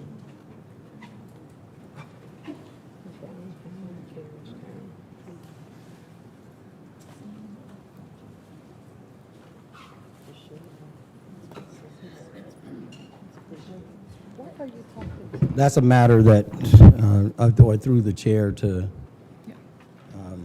Councilman Murphy. Yeah, you're asking about where's decorative lighting contained in the budget, or you're asking? Where is it going? Do you guys have a plan to put decorative lighting somewhere? I think, I remember them talking about Martin Luther King Street before. Is there a plan to do some decorative lighting that's outside of this resolution?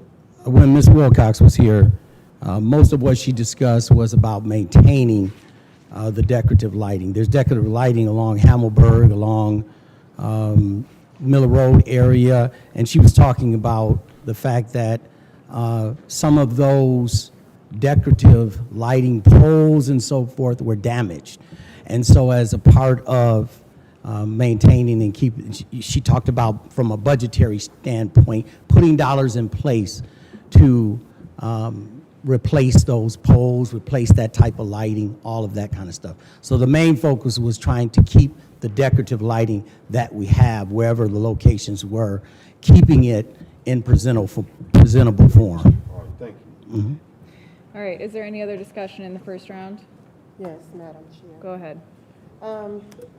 Madam Chair, through you to Mr. Edwards.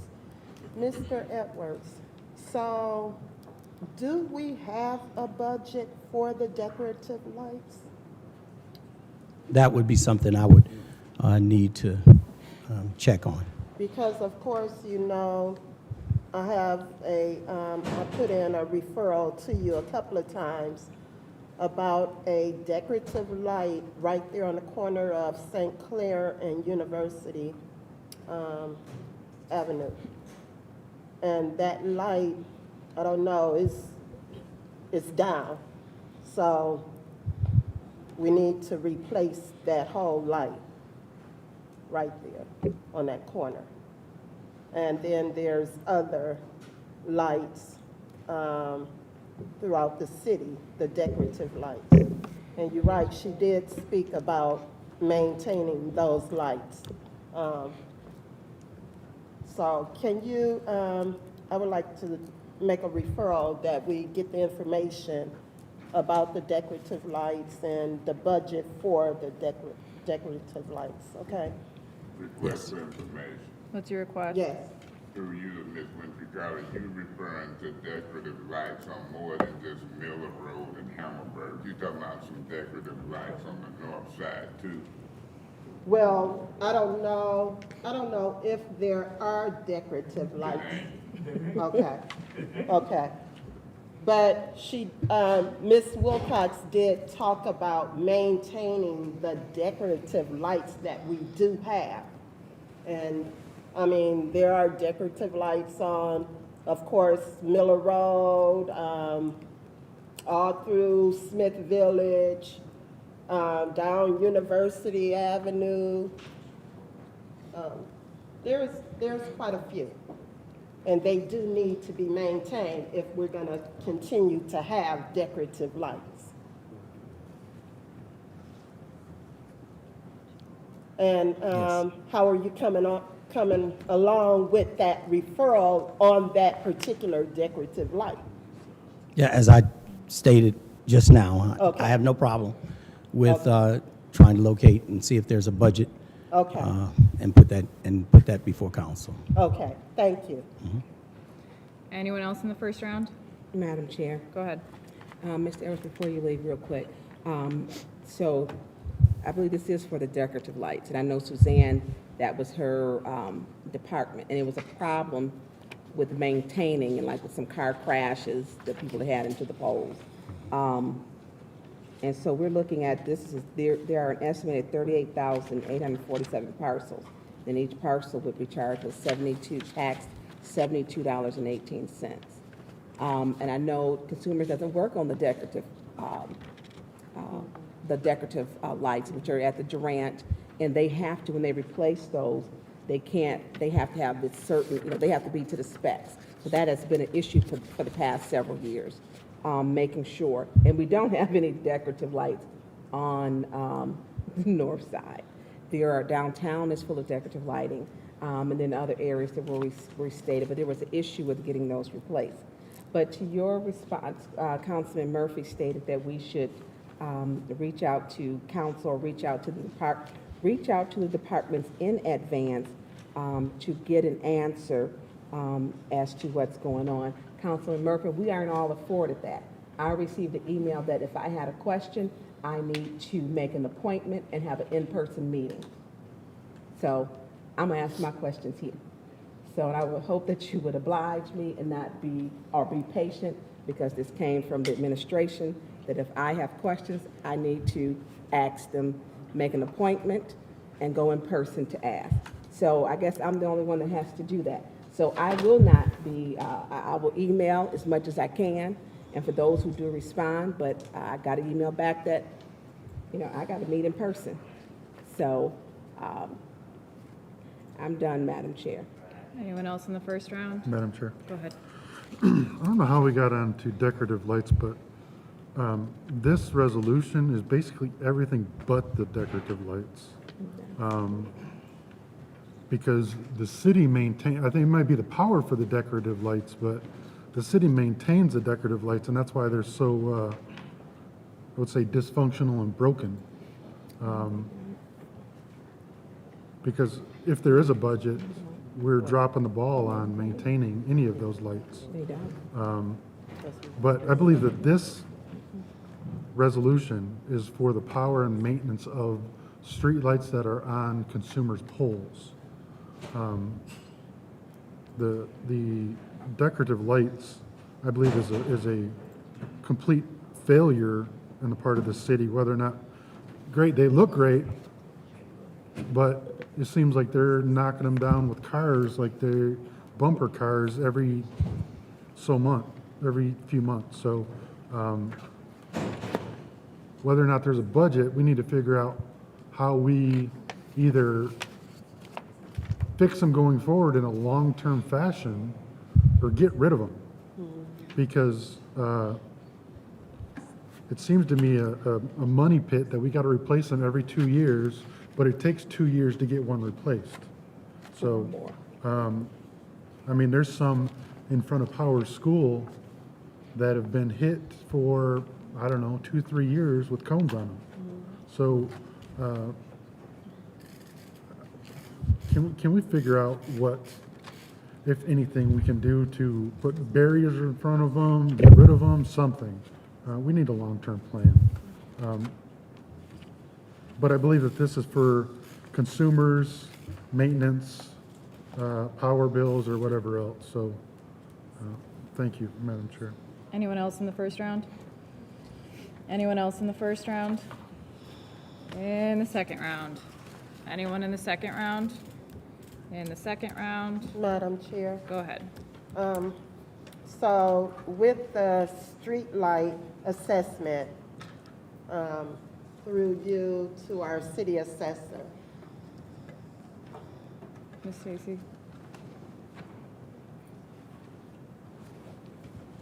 So with the street light assessment, we're not gonna see any changes for the new budget, right? It's gonna continue to stay at $72. Just because it says assessment, that Come- doesn't can you mean come that over here? I'm That's our responsible for department. it. I Oh. don't have special assessments.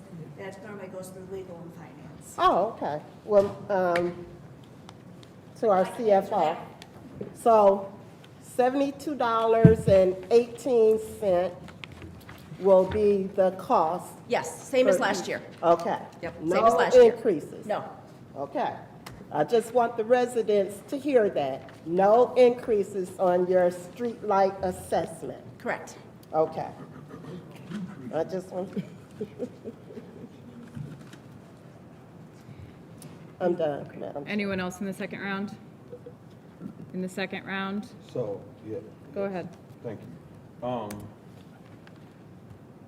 The vacant lots that people purchase per parcel, are they assessed, at, I'm not sure, can Clyde answer this, or the interim finance chair, or Stacy? The vacant lots that people purchase, are they assessed the $72 per parcel, so they have to pay streetlight assessment for each parcel? Is there any way of getting around that besides combining the lots?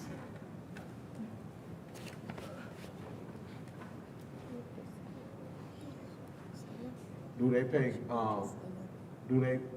what are the residents assessed for vacant lots? Is it trash and street light, or just, what all are they assessed for, just the vacant parcel? The vacant parcels are assessed for their taxable value plus the lighting. They do not get charged rubbish since there is no rubbish pickup. But in order to change that, legal would have to redo the special assessment on that. And I don't know if there's an ordinance, say, tied to it or not, but that would have to be reworked. And basically what you'd be doing is just increasing it on the homes. Because, there's a lot of people buying vacant lots in areas that don't even have lights. Majority of those people do come in, particularly when they're getting from the land bank, and combine them with their parcels. So that way they're not paying all those street lighting fees. So I got one more question. Since we're talking about assessment, do those people who own homes that are vacant, that are paying property taxes and paying for garbage on their property taxes, are they in streetlight assessments? Yes. Because I want to try to tie this into this resolution. Every single real parcel of property pays a street lighting assessment. But if that property is vacant and they put out trash, even though they paying taxes, they trash don't get picked up in front of that house because it's vacant, correct? That would be a question for Heather, who handles the rubbish contracts. I can't say. I would like to do a referral to the clerk, to Heather, because there are some people that own vacant property that they still paying taxes for street lights and garbage. And if they go to do some work on that house and set trash out in front of the house, the trash people is not picking up the trash. I received complaints Point of about that. information, What's your point? to this, to Mr. Murphy.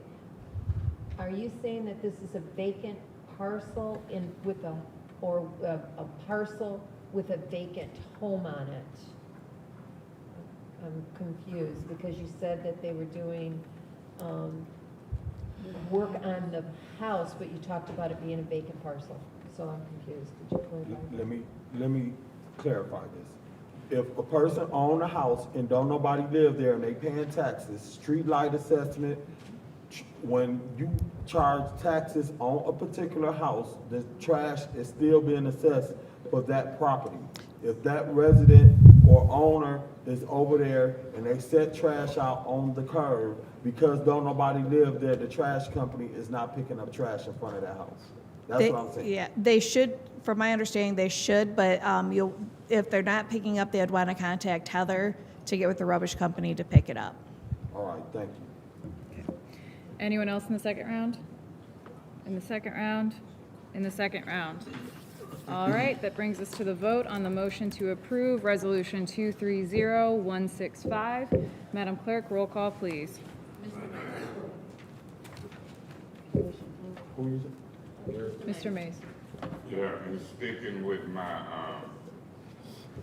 budget procedure, I abstain in order to make a point as to how this whole process should have been. Ms. Lewis? Yes. Mr. Murphy? Yes. Ms. Priestley? Yes. Ms. Murphy Carter? Yes. Ms. Burns? Yes. Ms. Herpenhofer? Yes. Mr. Pfeiffer? Yes. Ms. Worthing? Yes. 8 yes, 0 no, 1 abstention. 8 yes, 0 no, 1 abstention. That motion passes. The chair will entertain a motion to approve Resolution 230166. Madam Chair? Yes. I'd like to make a motion to approve 230166. Okay, is there a second? Support. It's been moved and properly supported. Is there any discussion? Madam Chair, Go ahead. through you to Mr. Edwards. Is he left the room? It looks like, he just stepped out. Okay, well, the clock ain't gonna wait for him.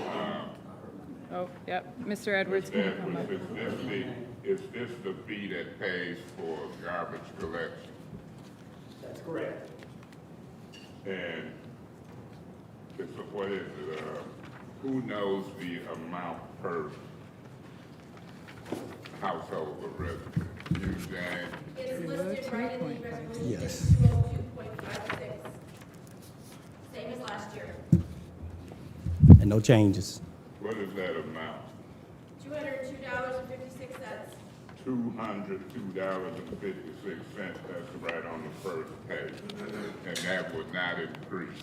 How long is that contract with Priority? Do anybody know?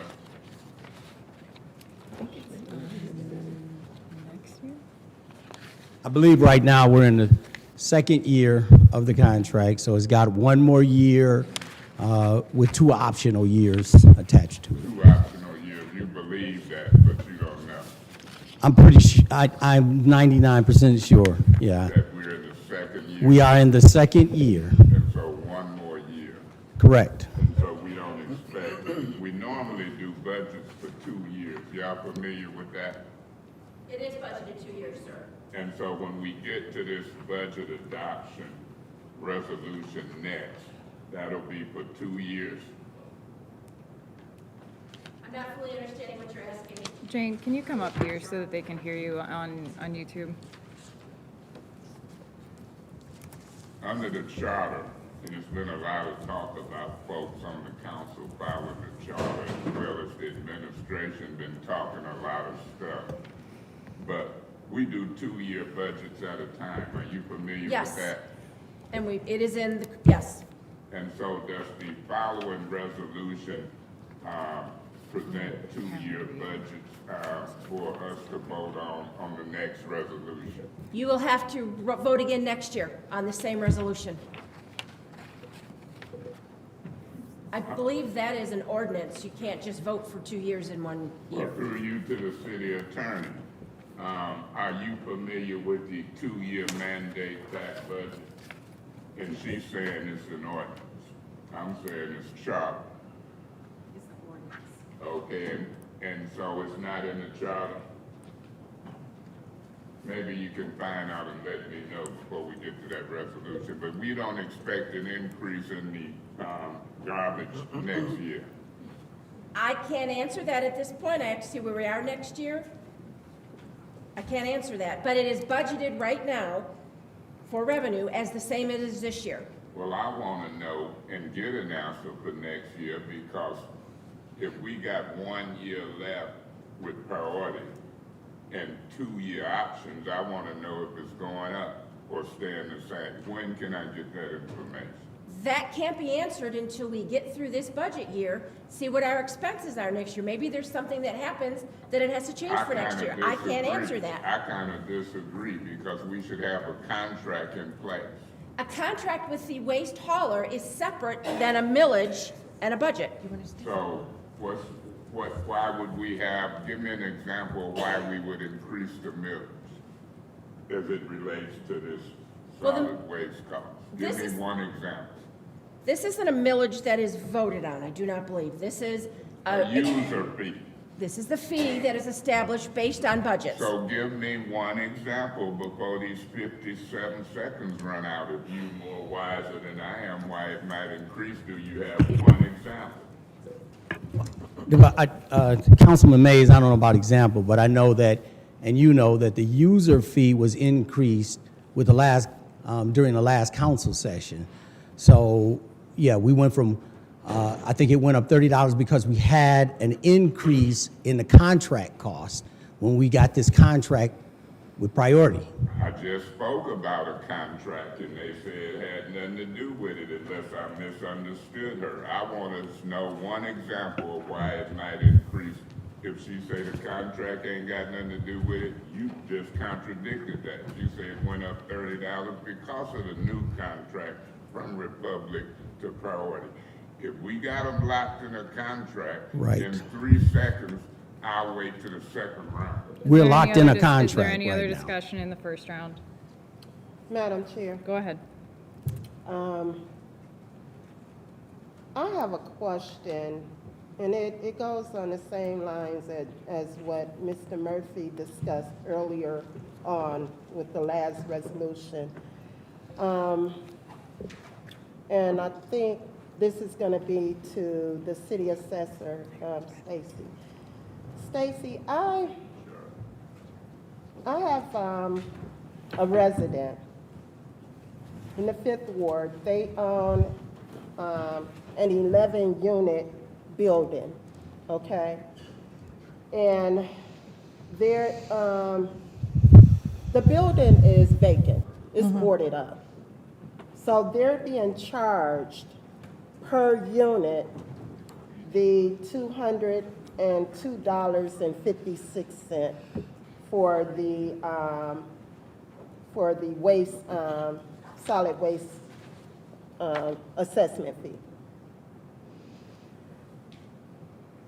Why are we charging them per unit and the building is vacant? The building is empty. I believe Amanda has removed that since, because she has verified that it is empty. So that has been removed. Okay, so, can you send me the document stating that that has been removed? Because I want to make sure, because I have to advocate for my constituents in my ward. I want to make sure that it is removed. And I want to be able, I will talk to the resident, my constituent. We've been going back and forth. Now, let me ask a question. If they were to get their own garbage collection company, you know, get the dumpster and everything, what type of fee would they have to pay? What kind of assessment fee would they have to pay the city? None. None? No, they would get a copy of the contract to Amanda, and then she removes that assessment from that property. That's with Okay. all commercial properties. Okay, okay. Because I just want to make sure that that's all clear, because that's not fair. Point of That- information. How many units did you say? 11. 11. So they were being charged per unit. Yeah, we have, since you brought up that question to me, I've done some research, and we have figured out that there is some contradiction between the ordinance and the special assessment. So I know that is something that legal and Heather are currently working on. Amanda and I, we're doing research because we want to make sure that everything is assessed. So per the special assessment, it does say 4 and under, but per the ordinance, I believe it says every commercial and residential property in the city will pick up their rubbish. So that is going to be worked on by, I believe, is it the legal department? I don't know who in the legal department's handling that, but we are working on cleaning up that language so it's clear. Okay, they were charged, this last tax year, for 11 units. And no one lives in the building. The building is empty, boarded up. So I didn't think that was fair. Yep, so it has been, that has been corrected since Okay, thank I you. researched that and got with Amanda on So it. with this, with the solid waste cost, there is no increase from, okay. I don't know about the cost from the waste company, but in this assessment for this year, it's the same as last year. Okay, but last year, do you remember the increase last year? I wasn't here, I can't speak to that. Okay. There was a substantial increase last year, and I think this is just this cost is too much. This is too high for residents. And so I don't tend to even vote on the solid waste assessment fee. Just because I think this is just really taxing on our residents, this solid waste assessment fee. I didn't vote on it the last year or year before last, and I probably won't vote yes on it this year. There is a contract, though. We have to meet the contract. Yeah, well, I remember one year. Thank you. That's your time, Ms. Carter. Are you chairing this meeting? Yes, I am. So, anyone else in the first round? Wow, just rude. Yes, Ms. Burns? thank you. Stacy, before you go too far, and I'll stop. So when she was asking that question up to 11, and in here it says up to 4. If we have residents that have been charged that, would her resident be due a refund? Or does that even happen, Amanda? Can you hear me from there? Here? Would her resident be due a refund? If they paid it. She did pay it. Yeah, if it was paid already, we would refund it. If they had not paid the tax, it would just be reduced. Okay. I think, thank you, Stacy. I think the tax, the part for garbage was rather high, especially when we had a trash hearing, and that contract was questionable. It was questionable, and we did not take the lowest bidder. And the average cost of trash, we're paying higher than any other one. And it's not an exact science when we talk about put the trash to the curb, they pick it up, they take it to the landfill. And then at the start of this company, they didn't have enough trucks. They actually rented trucks. So I don't think there was some transparency at first. And so there were some issues in the beginning. So this, I get what you're saying, that this is high. I get where Jane is saying, but we have a contract. We have a contract, but this is high for garbage. And we did not pick the lowest bidder. This administration did not pick the lowest bidder. And we ended up in trash hearings. And our purchasing director quit during, she said she felt she was asked to do something unethical with the trash contracts. So, it seems trash contracts in cities just always, if you want to see something wrong, look at a trash contract. And ours, there were some issues. And this is high. And I believe, I want to say trash for other municipalities is like 130. So I think we're paying considerably higher. And they couldn't tell us, I think the contract was almost they said estimated $3 to $9 million more than the lowest bidder. Why would we be paying so much more for garbage pickup? I mean, they're not coming to your house, taking it out. I just didn't understand that. And I hope when Mr. Edwards, are we starting to, I know there was some questions about getting the bigger trash cans. Have you started talking, or have talks began with some of the trash companies? Because we're looking for a lower price. Residents complain about, they want a tax reduction. Through the chair to Councilwoman Burns, no, there are no talks. That would not be appropriate at this time. There's no talks going on with any vendors. Do you happen to know what the difference was that we were paying? Because I know we're not lowest bidder, because that price, I know we didn't take the lowest bidder. Do you remember what the difference was? No, I don't know the difference. I think Green for Life was the lowest, and then Republic didn't put back in a bid, I remember, because it had to be rebidded after Joyce McLean, the purchasing director, quit. There were other considerations relevant to the selection process as well. What were those other considerations? There was a time issue. We were under a time constraint, so there was a time constraint, and there was a request talking to all of those vendors in terms of them meeting the time constraint.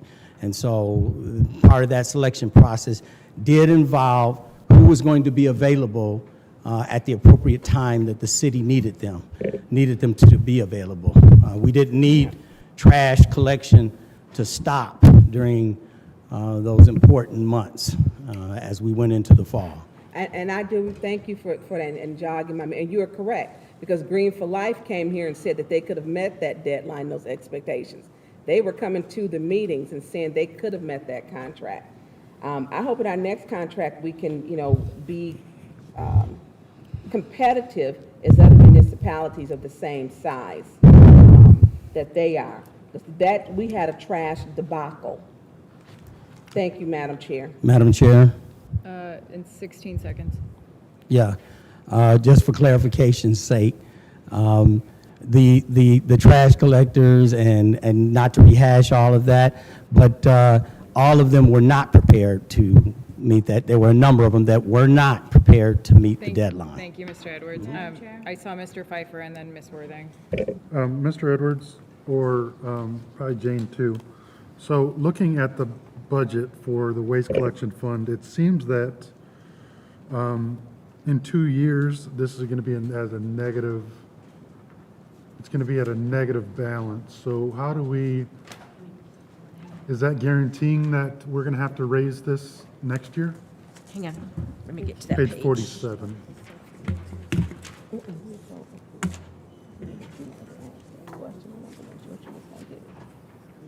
It's gonna be teetering on But- going into a negative. Not the fund balance. There's a fund balance. Are you looking at your budget book? Yeah, I'm looking at the At the fund bottom balance. line, there's going to be, in '25, it's projected at this point to have a fund balance of 47. Right, so, well, last year we had or 2 years ago, we had 2.4 million, and we're taking that down, so I'm guessing numbers sway here or there, that could potentially be a negative balance in 2 years. Correct. I would say this, once all the books are closed and we have all the actual numbers in for the actuals for '23, then we'll really know what the fund balance is carrying over, because right now it's projected to be only 986. I have noticed there are several funds, and I don't know if this is one of them, where it's trending to not spend everything they projected. But the, what's going on? Is, Oh. I think there's people out there. It seems like the cost of the contract is gonna go up by $500,000 next year and continue that. So with that $500,000 increase, how are we going to subsidize that $500,000 increase? Going from 6.6 to 7.2. I'm sorry, basically 6.8 to 7.3. I'm looking at the total expenses for '23 and then the total expenses for '24. So at some point, the ending fund balance is going to be negative. Yes, there's always that risk, and we'll have to figure out what's going on at that time So, and try to cut costs if that's the case. but if we're in a contract, how are we going to cut costs? We can't, The contract that we're under now, I believe, does it end at the end of at the end of the budget year '24? I don't know if it follows the budget year. It does, It basically- okay. basically So then, follows hopefully, it's rebid and a lower cost, obviously. okay. And then whenever any fund, except for the enterprise funds, run short, the general fund has to pick up the difference if there's a negative. I understand that, and I'm just worried about driving this fund into the ground, and I know that, I spoke with, what's the rubbish person that was here during the budget? Is it who's? No. Well, I spoke about how do we audit the rubbish contractor to make sure that we're getting billed for what they're picking up. And I believe it was either Stacy or Monda, your name was invoked about potentially doing an audit of what we're assessing versus what we're paying. And I don't know if that can happen, to make sure that we're not overpaying for houses that are getting picked up but not getting charged the assessment. Hey, Amanda, can you come up here so that the folks on YouTube can hear you, please? Thank you. Or Stacy, whoever. Whoever can answer the question. Stacy, you understand my question? Yeah, I do. Okay. Because I don't want to pay $7 million if they're only doing $5 million worth of work. Right, Because and it's based, we're paying them based on a per parcel cost.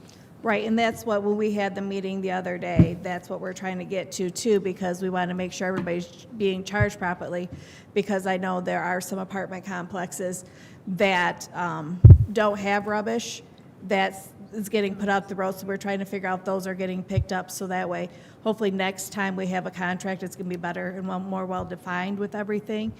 But we're working, trying to get systems in place so we can keep track of that.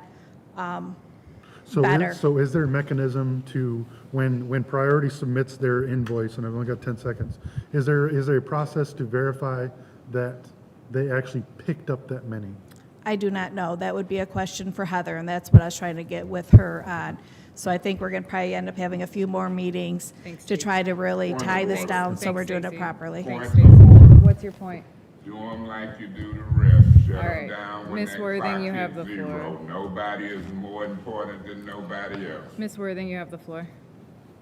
I am definitely voting yes, because I'm not gonna risk anything happening with my residents' garbage pickup. For those who were not on council before, it was a mess. COVID happened, and that was my #1 call. I got calls like all week, all day long about garbage not being picked up, houses missed, and I haven't gotten but maybe one phone call this past year since Priority has been our garbage collector. So I'm extremely happy about that. I know it's an extra cost, and I know no one wants to pay, but I think our residents, they're happy as well. And that's, to me, what I'm gonna focus on is the service, and the service has been wonderful. I'm gonna be voting yes. Anyone else in the first round? Yes. Go ahead. Through you to Arnold Brown, could you approach Arnold? One of the questions I wanted to know, because the garbage happened under the emergency manager when they dismantled our garbage in-house, is through you to Arnold, is there a possibility that you could do an evaluation or an assessment to see what it would take to bring our garbage back in-house? Would it be at a cheaper cost versus us contracting out with these garbage companies and going through this? And because we got some unspent ARPA dollars, what does that look like as far as equipping us with the necessary garbage trucks to bring this back in-house? And maybe if we purchase our own garbage trucks and bring it back in-house, we will save down the line. Do you think that's a possibility? I knew if we didn't get rid of our equipment, I know that's water under the bridge, but that's the biggest problem. Hardly hear you. Is it not going? You just have to You gotta- project you because gotta of the project. acoustics. I think that the biggest problem is just the equipment situation. The equipment is the biggest advocate in that whole thing. We can probably get, because there's a whole lot of people that work for Priority that is from Flint, and I think that if you get equipment, it's a possibility. Real possibility.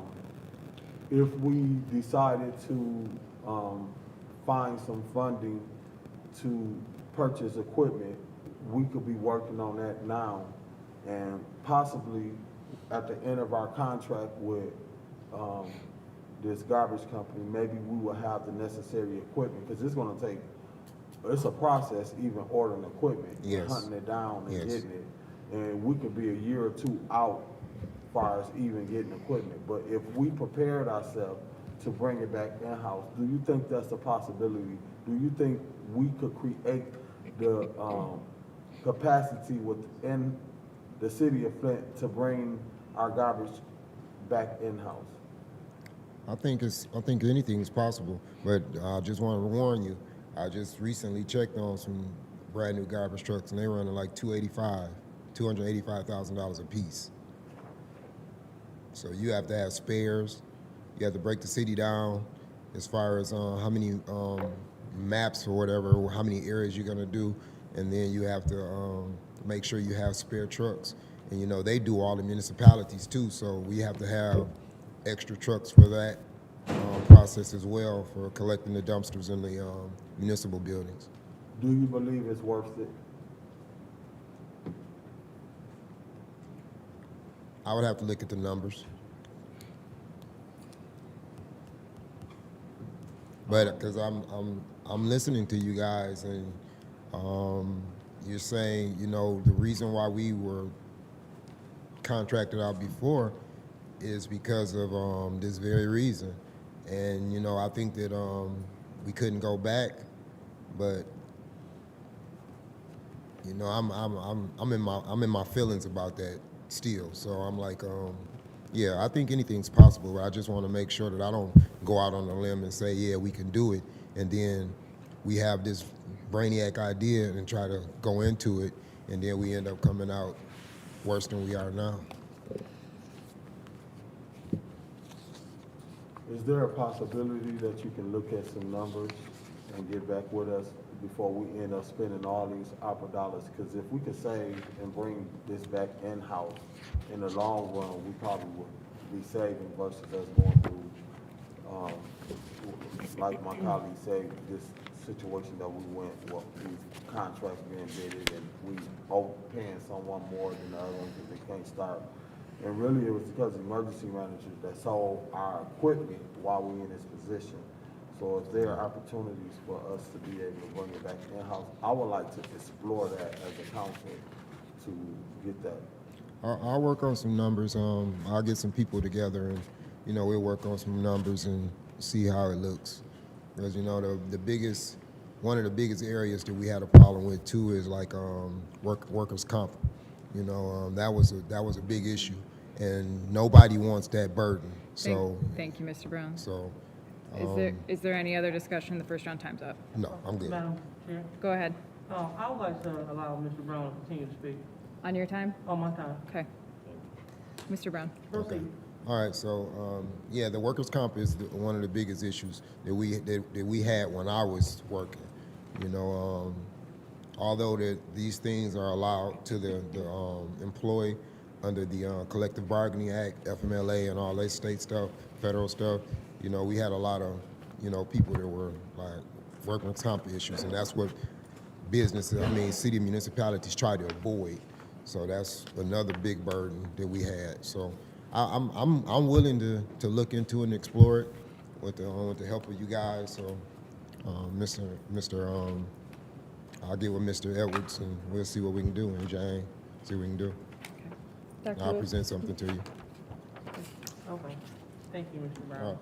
And also, Stacy? Through you. Yeah. You have any questions? Yeah, so I just wanted to make sure, because you were cut off mid-sentence too. So are you finished making your statement? Yes, I am. Okay. Thank you. All right, thank you. All right. Anyone else in the first round? Anyone else? Second round? Yeah, Madam Chair, Go ahead. this particular budgetary item has provoked a lot, in my opinion, a lot of lightweight discussion as well as discussion. I want to use it as an example to show partially what time this council should have been putting in over a 3-month period of the budget process. The leadership of this council, in this case, would be Hergenrode and Priestley. Y'all should have scheduled working sessions, and the administration should have cooperated, not only in this area, but in other areas, in the previous 3 months. I'm surprised at Mr. Murphy, who makes motions to limit debate and call for the questions, make public statements hypocritically about he wants questions answered. I don't go off of what a politician say, I go off of what they do. And you've been very hypocritical, Mr. Murphy, in this process. Folks didn't show up, the administration didn't show up, and here, it ain't the 12 o'clock hour of Monday. Today is Thursday, and folks are asking questions on stuff that's been separated. I have a strong inkling that if stuff hadn't been separated, we would be out of here by now. Now, the majority of this council can get out of here on this next resolution by adopting the budget. But this ain't real. It ain't the real budget. This council has demonstrated to me that there's a lot left to be learned. For example, Mr. Murphy, this is my 10th year. You can laugh under your mask, Ms. Lewis, but the point is I've been listening to you all night. And the public don't know what I know sitting this close to you. But I do know, Mr. Murphy, already the cost of garbage trucks. I do know that the $7 million that we paying contractors over the past 2-3 years, we could be up and running. It's been suggested. You knew. I've been here. We had council members just like y'all who voted that down. I do know, Mr. Murphy, that we have investigative power. Mr. Brown don't have to answer them questions. We should answer them for ourselves. And if the administration don't cooperate, we should be subpoenaing folks and getting these financial answers. I hear a lot of members on this new council ask and inquire and don't get the answers. You hear administrators come up saying what we'll do, what we'll get for you, what we'll get back, and this council accepts it because they don't like to show up and do their investigative work before they make multi-million-dollar decisions. I don't know if this council has really learned their responsibilities and their authority. And so I continue to abstain. Because for 3 months, Mr. Murphy and this council has had an opportunity to probe and get detailed answers. It has not happened. The clock for 10 years that I've sat on this council has never come into play. The clock was problematic in the departmental hearings on the budget. You cannot do multi-million-dollar municipal governments in 3- and 5-minute intervals. It's just ludicrous. I've never seen nothing like it in the 9 or 10 years that I've tried and served on this council. And y'all are proud. You should be embarrassed. It's a dereliction of duty. It's absurd. Is there any other discussion in the second round? Yes. Go ahead.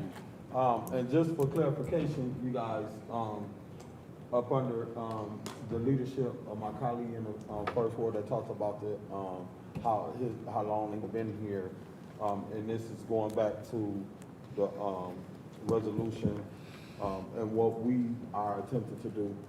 Up under his leadership, there was an emergency manager that took on the city of Flint. So I want to be clear and make sure that in what we Request are. for information. What's your request?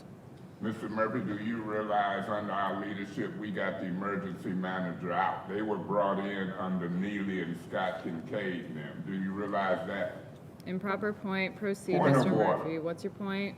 Madam Chair, I'm tired of you ruling my clarifications, requests for information's out of order. Now, do I have to appeal it because I done heard others Okay. and you ain't said a mumbling word? Go ahead, Mr. Murphy. Thank you so much. The trash cans that was given out to the residents, could someone speak on that? Was it recycling bins or trash cans? How many was given out? I was getting calls that they were giving out trash cans and they also was charging, I think, $90-something for a trash can. Is there anyone or one of my colleagues could speak on what was that was going on? Was it available for all the residents or certain particular residents? Was it just recycling bins or was it trash cans that were given out? Madam Chair, Are you answering his question? Madam Chair. Are you answering his question? No, he said any of his colleagues. I'm trying to get the floor properly. Why are you asking me before you give me the floor? So, If I'm not a Mr. colleague, Mays. then don't even pay me no attention. Mr. Mays. Could you He stop asked my the time? question. Mr. Mays, the reason why I asked that was because Don't Mr. worry Murphy. about it. Keep moving. Okay, so Mr. Murphy, to answer your question, so in the contract, there were not bins included within that contract for priority. Point of order. What's your point? Why you won't answer it and I couldn't answer? Okay, again, Mr. Mays, I just asked if you were gonna answer it and you No, just the kept clock going. is ticking. Go All ahead right, with so your game. they were incorporated, they were not incorporated into this contract. I know that it had been brought up before by some members of the public in particular, why it wasn't, because it had been for other municipalities. But for the priority contract, that was not included as a part of the service fee. However, residents could purchase a bin if they so chose, or people, just reuse their old Republic bins, which I know is So pretty there were common. no trash cans given out free to residents? From my understanding, yes. Madam Or, Chair. no, there were not. Madam Chair, Are you answering a question? Madam Chair. Mr. Mason? No, I'm gonna correct some wrong information if I may. If there's more context, go ahead. Madam Chair, there were free bins given out, and then here recently, they've been charging $80 to try for other people to get them. That's the facts that I know. Okay, Mr. Murphy, you still have the floor. So being said that, I would like to do a referral to priority to come to our next, Government Ops Committee, to answer, and clarify those questions, because I know I got a couple of calls. I reached out, and I've been waiting to get a response to get a clear understanding or did some free trash cans or recycling bins were given out to residents. Point of information. Yes. So are you aware that those recycle bins were part of a grant and those are coming out later this year? Oh, So I was not aware of that. Could you I know what explain he's to me? talking about now. Could you Go ahead. explain what are you talking about? Yeah, so there was a grant, I believe, I'm not sure who Eagle granted, like I think $1 million or something like that, to give residents a free recycle bin. So So who got it?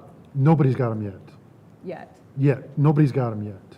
How would they know? They're coming to every resident, no matter what, they don't have to sign up for Point of anything. order. What's your point? Don't you see a resident telling you in the audience she got one? Okay, That's not true information, is it? go ahead. The resident, could you come up here and speak on that quickly, if you can?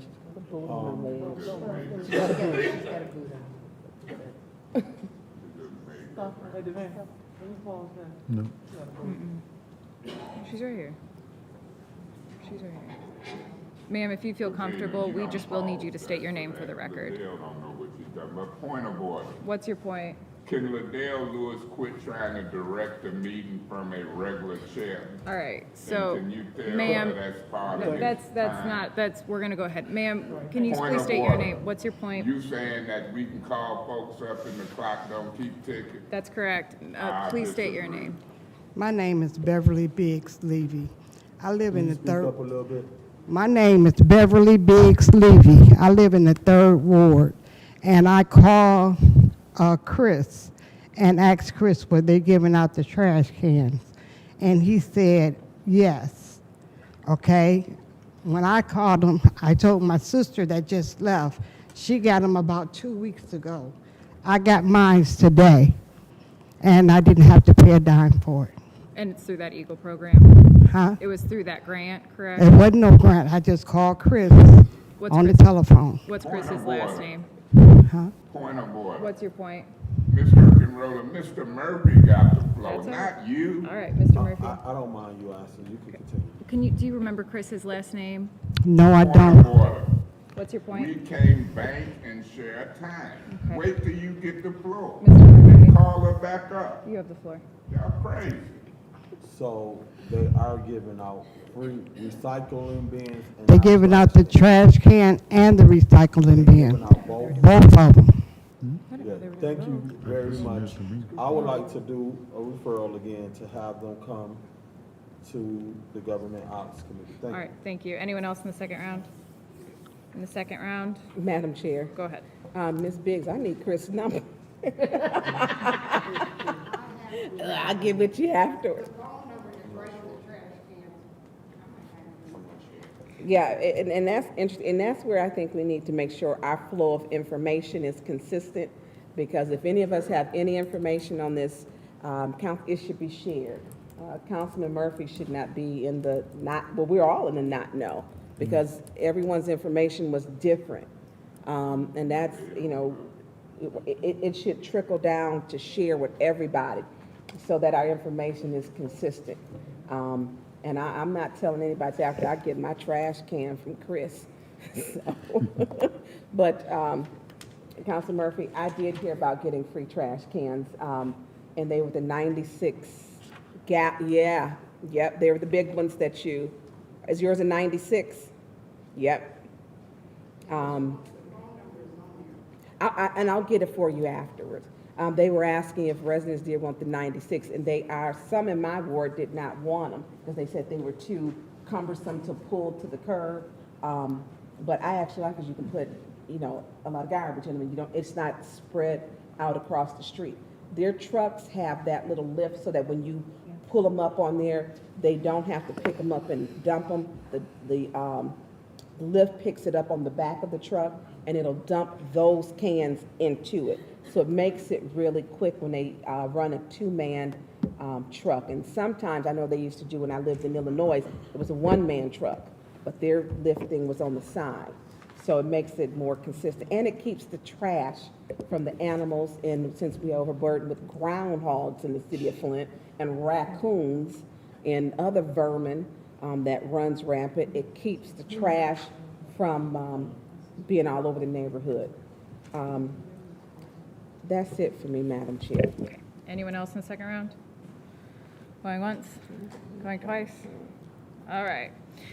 That brings us to the vote on the motion to approve Resolution 230166. Madam Clerk, roll call, please.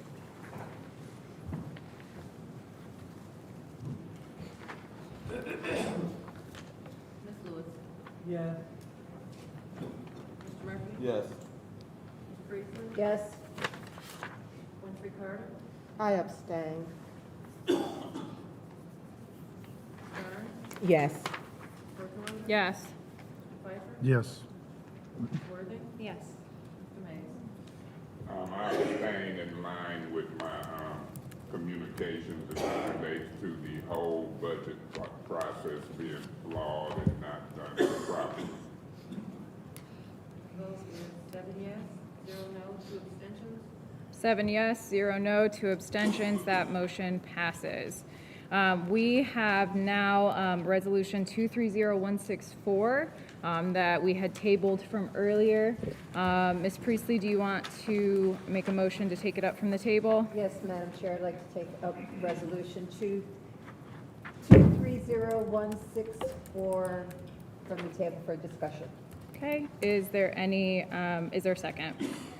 Support. Hearing multiple supports, I'll go with Ms. Worthing. As a reminder, and this was referenced in Robert's Rules 34-6, anything that was happening with that conversation for taking that up from the table, we're going to pick up right back where we were. Just as a refresher for everybody, we were in round 1 of discussion, wherein Mr. Mays, Mr. Pfeiffer, Ms. Winfrey Carter, Ms. Worthing, Mr. Murphy, Ms. Burns, and Ms. Priestley had spoken in the first round, but we had not yet gotten to the second round. So we'll pick it up right where we were. Is there any other discussion in that first round? Madam Chair, I had not used up all my time. Can I That is continue? correct, because you picked up from the motion. Because you did make the motion to table the millage, we'll set your time at 4:30. 2 minutes is fine, All right. because I know I did speak at least 2. Okay. Okay. Through you, Madam Chair. What's your point? She made the motion to table. But That her- means she had to speak. But her time had not yet It expired. doesn't matter. You don't bank time. Ms. Priestley, you have the floor. Thank you. Ms. Gurley, did you find out any information about what the city's responsibility, financial responsibility would be if we do not approve that millage? I think the question would be better directed to. We might want to get on. Yeah, I'm sorry, Ms. Gurley, can you come over here? It's not just for our sake, it's for the folks who are watching at home. Thank you. Oops.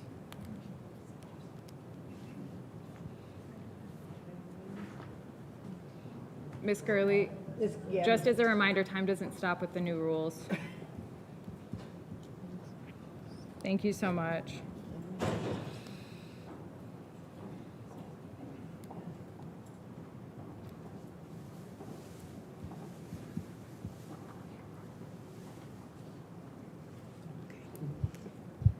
Please re-ask your question. Okay, what is this, would the city's liability be if the millage for the DDA is not approved at this meeting? They would not have the money to operate under the DDA. And from what I understand, they operate a year behind. So they may be able to continue operating because we're not, I guess, in accordance with the current budget. If that makes sense, we are a year behind. So in fiscal year '25, they would not be able to operate? Since we're talking about the fiscal year '24. Unless a new millage is passed in the winter. Thank you very much. You're welcome. Okay. Anyone else in the first round on 230164? Madam Chair? Go ahead. All right, thank you. So this question is for, I believe it's for Clyde.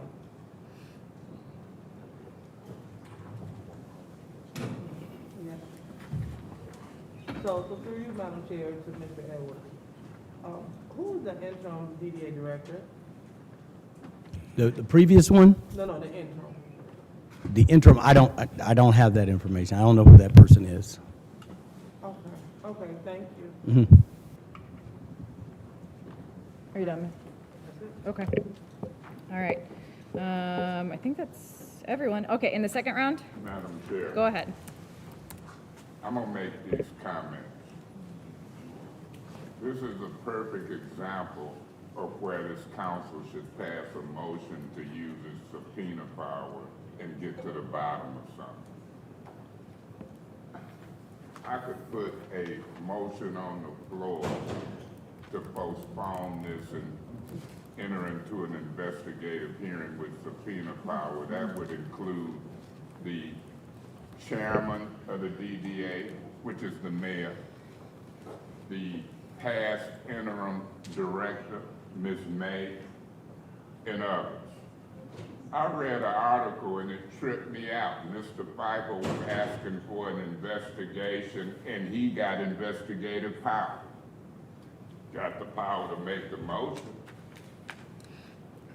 John, I hate to make the motion because if I say the sky is blue, they'll say it's kind of whitish gray because of clouds in it. If I say the grass is green, they'll say, oh no, it's more brown and yellow because of dandelions. I'm used to this council. I'm used to their newness.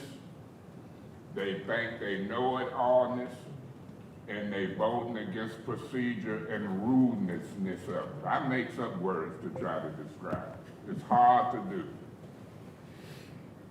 Now watch this. As the clock tick away, I'll probably make a motion to investigate. It ain't no crunch time. The budget part and passed, the past Monday deadline. The budget don't take effect until July 1st. They can meet 2-3 times a week if they want to, but maybe they sit in the park. I don't know what they be doing, but they ain't doing the council work, and the administration, led by Neely, is getting away with murder. They come, can't answer questions for weeks and weeks and weeks. And this council buying. And this council has a duty to subpoena people, put them under oath, get to the bottom of stuff, vote and provide services to the citizens of the city of Flint, particularly in the area of public safety, life and death. And they don't think it's serious. They be up here laughing and clowning and throwing folk out, breaking the rules. So, ruling out order. and let's see what happens. I'm gonna try to get my mouth to make a motion to do an investigative hearing. Now, that's a motion on the floor. The motion on the floor, if my brain is correct, is to pass this. I want to do an amended motion to conduct an investigative hearing real soon prior to passage of this, and I so move. Okay, so just for clarity on the language, so that would not be an amended motion, that'd be a whole new motion for the main motion, but is the language appropriate when you said the amended motion is to conduct an investigative hearing real soon prior to passage of this motion? Let me say this. It's an amended motion because the original motion, if I'm not mistaken, is to pass this. The motion on the floor is the motion to approve resolution 230164. And so my amended motion is to have an investigative hearing prior to that, and I so move. That's a whole new motion, but is there a second? Is there a second? I'll support that motion, Madam Chair. Okay, so it has been moved and properly supported. Is there any discussion? Madam Chair. Go ahead. Thank you, Ms. Winfrey Carter, for the second. Regardless of what happens, the motion has been made and properly seconded. It allows for a little more discussion. Now, Mr. Pfeiffer is the one making the news asking for an investigation. I don't know who he wants to do. But when I read the article, I said, don't he know that's up? Now the motion has been made and properly seconded. It's showtime before we vote. And I'm gonna tell you why it's showtime. Because I made it clear. The chairperson of the Downtown Development Authority is Mr. Neely. Do you swear to tell the truth, the whole truth, nothing but the truth, so help me God? Remember, this is his crew. I'm not sure I want to subpoena the mayor. Miss May, nice lady. They say she done got her nails done, all kind of stuff on folks' dime. Do you swear to tell the truth, the whole truth, nothing but the truth, so help me God? We want her, but we don't want to really mess with Neely. There's some more allegations out there. Different relationships. I'm gonna just say it that way. Who's got relationships with who? Who gonna tell the truth under oath and decide whether or not they gonna risk the penalty of perjury? Because earlier in this meeting, you heard folks say they want to get to the bottom of it. You heard the administrator say, well, the city attorney, in a way, we still got time on this one. We still got time on the budget. If they want to meet 2-3 more times before July 1st, they don't. They've been ready to get out of here. Watch that next resolution when they get to the budget. They'll be rushing. Call that question. Don't want no discussion. But then you got one of them. We really do want discussion. If my colleagues got questions, that's a hypocrite.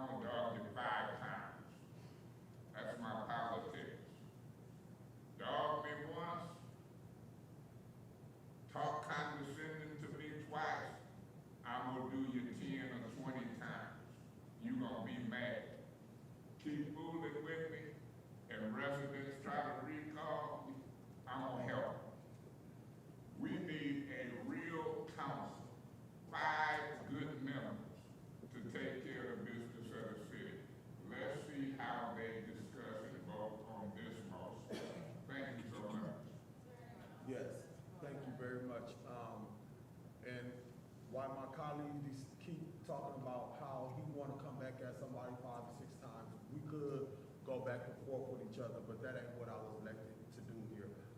Was elected to serve the people, and that's what I'll do. All that other stuff that my colleague talking about, if we ain't in a meeting, then we can discuss whatever he wants to discuss outside of him going back and forth, on another day. But I'm here to, do the business of the city of Flint. I won't be supporting this, investigation, because it ain't gonna turn into some politics and, jabs being thrown at, the mayor or whoever, and I'm not gonna entertain that. I already know where it's going. So, what I will do is, I support, even if my colleague decided we got investigating power or we could do ordinance, you could have did it since you've been here so long, but, I'm not gonna go there. I'm not supporting this, so I wanna spend a lot of time in this, because I wanna move on with this. What I will support is a discussion to talk about those meters. But as far as me going into an investigation about all of this different stuff, there's another way we can, take care of that. We can call the board president in or something and talk that way, but I'm not gonna go down that road, and I don't care what nobody say, how you want to, fix it to make it seem like, we don't wanna support the investigation because of the mayor. Think what you want to. They talked about Jesus. So let them keep talking about what I will and won't do. I will support dealing with those raggedy meters, but I will not get involved, and I'm not going down that road with no investigation and all of that stuff with the DDA. We do need to deal with it and address it, but I'm not going there. So, whatever. I'm done. Mr. Pfeiffer? Through you, Madam Chair, to City Attorney. Can you approach?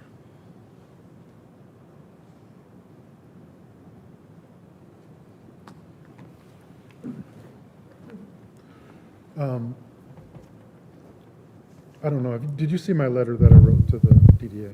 I did not. To Sheldon Neely, the executive chairman of the chairman of the board? I did not. Okay. So, in your opinion, and I was told by others in the law department, that we do not have any operational oversight over the DDA. Is that correct? To your knowledge? We can change stuff via ordinance. We can have hearings and remove people from board seats. And that's per the charter, but we do not have operational control over the DDA because it is another quasi-government. It is an authority, and we do not have oversight over them. We do approve their budget, but that's the extent of what we do. We don't approve their budget. Well, they have to submit a budget. We've never got a budget. Well, according to We don't get their budget. under their bylaws, they're supposed to submit a budget to the local authority by June the 1st.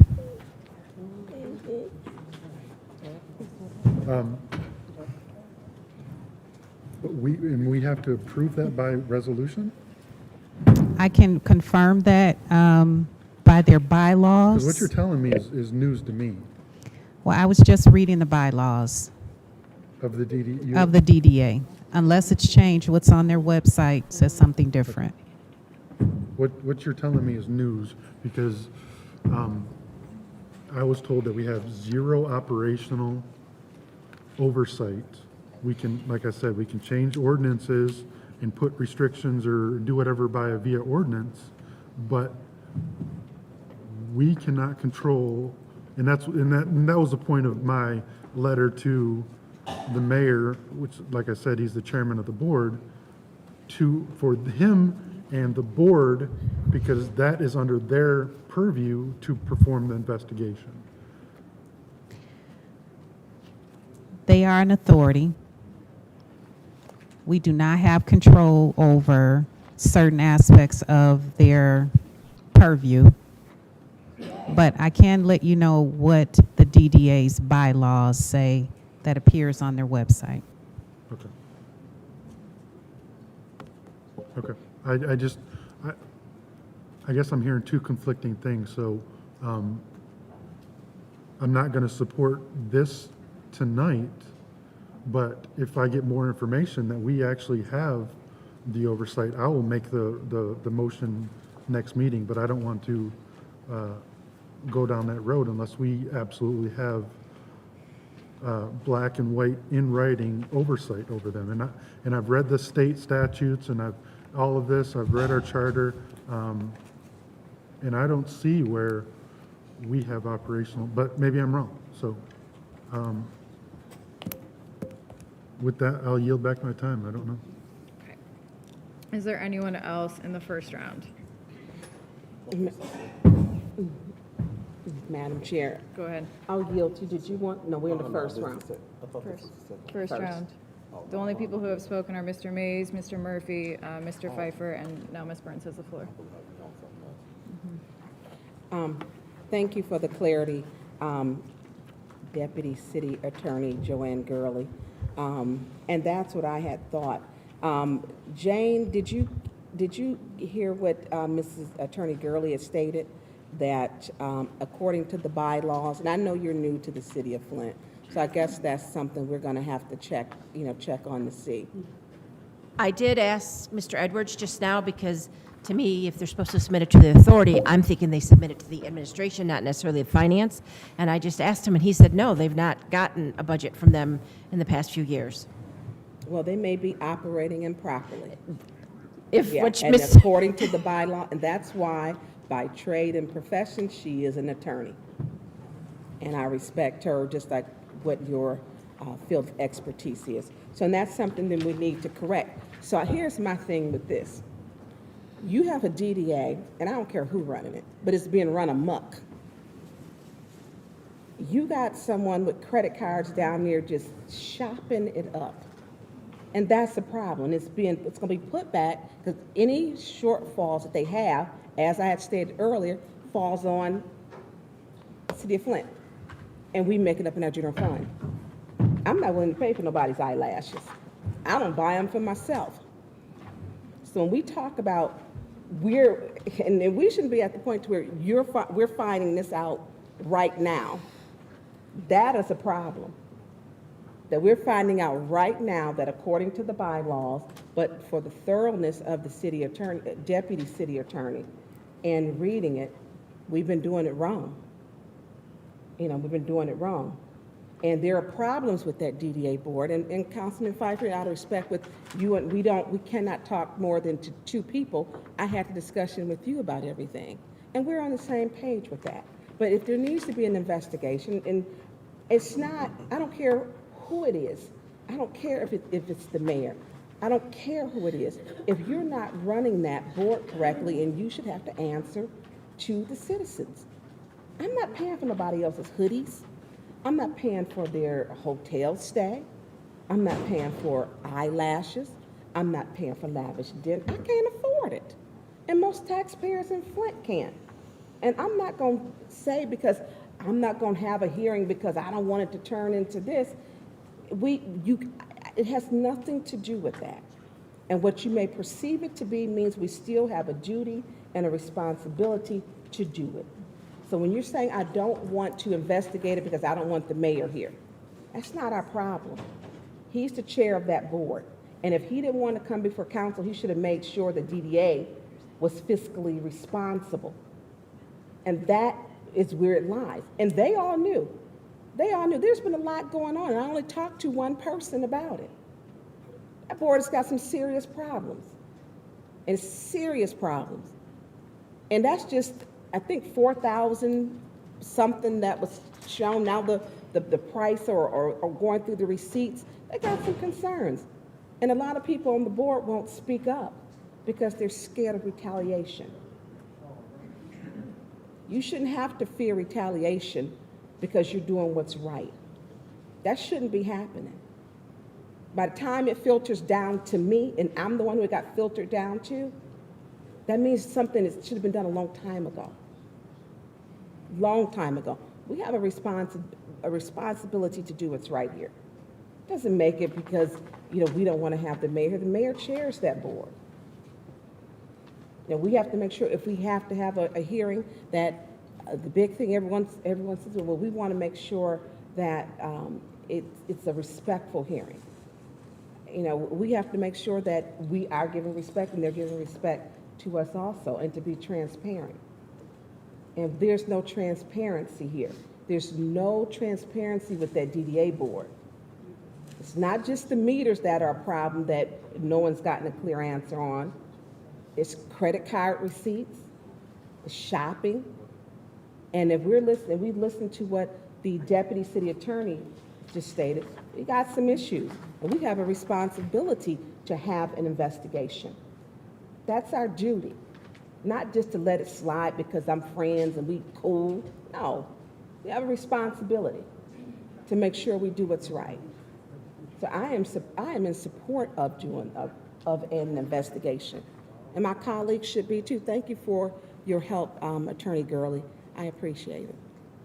Anyone else in the first round? Madam Chair. Go ahead. Thank you, Attorney Gurley, for the information. There are some issues with the DDA.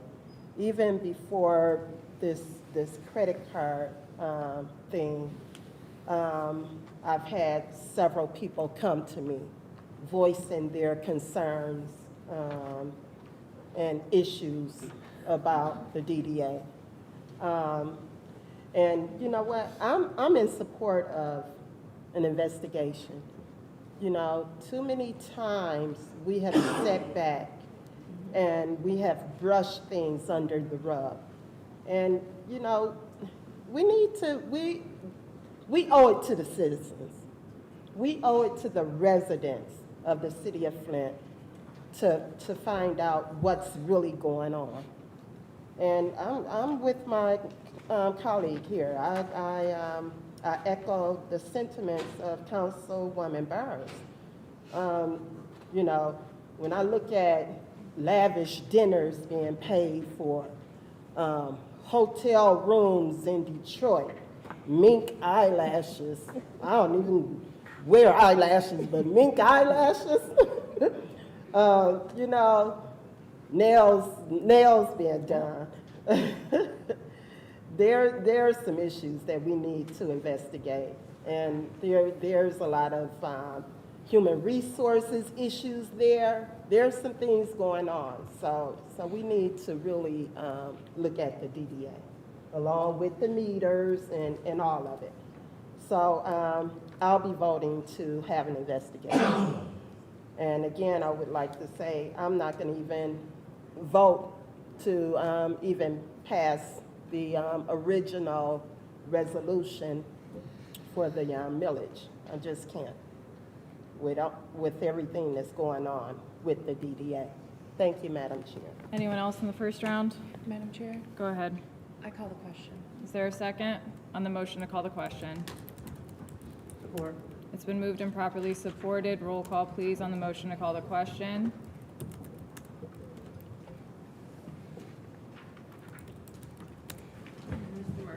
Yes. Yes. No.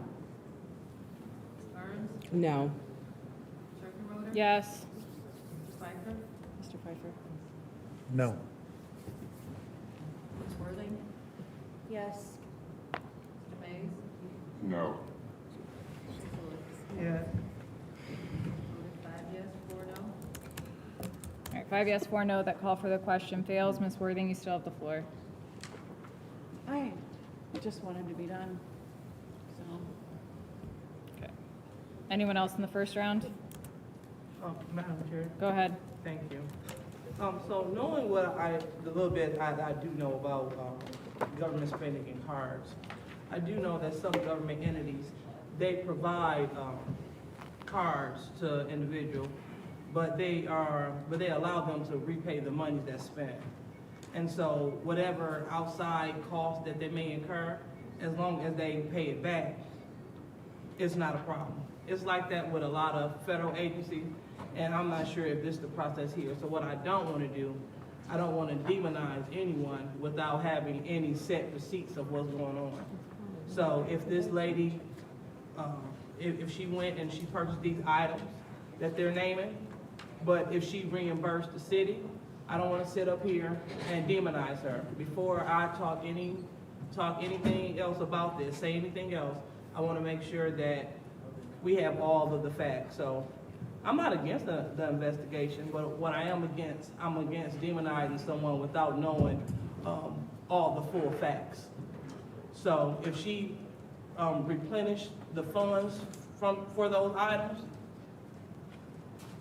that's just what it is, then we've been paid back. But I just wanted to put that on the record. You know, everyone is innocent until you're proven guilty. So if we conduct this investigation, we definitely see what it is. But I don't want to put forth that narrative that someone is already guilty before we do any kind of investigation. It's totally unfair. Thank you. Anyone else in the first round? Madam Chair? Yes. So I don't know of any governmental agency that allows an employee to use a card to purchase personal items. I just don't. And I don't know very many businesses who would allow the same thing. So I am in favor of the investigation. Thank you. I think that's everyone except for me. Look, I think that the DDA has a lot of problems. I was not in favor of Miss May originally when we had this conversation, but I did end up voting for her because she had the support of a lot of people in my ward. I said from the beginning that I thought that she was inexperienced and should not be in that position, and that has been proven time and time again, not only from the receipts from Mr. Pfeiffer, but also from a lot of other residents who live downtown who I've had a lot of good conversations with. Some of the conversations that she's had with me were incredibly troubling, particularly surrounding the cost of snow removal last year, something to the tune of like $700,000, which that doesn't make any sense. So I'm totally in favor for the investigation. However, my question would be to you, Attorney Gurley, the appropriate process for this, would there need to be a formal resolution, or can it be done simply by a motion from the floor? For an investigation? Yes, ma'am. I think that I'm going to check the charter just to be certain, and I can give you an answer. Okay. But just for clarification purposes, the bylaws that are listed on the DDA's website were adopted in 2011. So my information is based upon what is adopted as of 2011. Now, if there have been amendments subsequently, they're not on their website. So then the information would change. But as it states on the website for the DDA, they are to submit a budget to the city. Okay. So where I'm at, as I've stated, I'm in favor of an investigation. I think that we definitely need to look into it. Mr. Murphy has raised the concern regarding the parking meters. I've just raised some concerns of my own as well as my colleagues. However, because of the process for all of this, I will vote no on this motion because I think that we need to follow the appropriate process. I think that there needs to be a resolution with the exact language on there. So I will vote no on this motion, but I want my colleagues to recognize, and anyone who's listening, I will support an investigation. I just want to make sure that those proper channels have been followed, and just make sure that we get it done right. I guess for clarification, so this is obviously a motion regarding resolution 230164, which is that millage. Stacy, if we end up voting no on this millage, can you just walk us through the Reader's Digest version of what will happen? And sorry.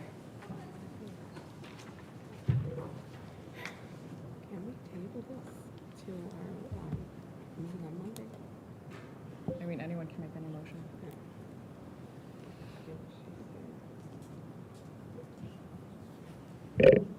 You You mean this motion or you mean? I do not know, but I do have I've been given a contact at the state that I'm reaching out to tomorrow, and I should have an answer on Monday.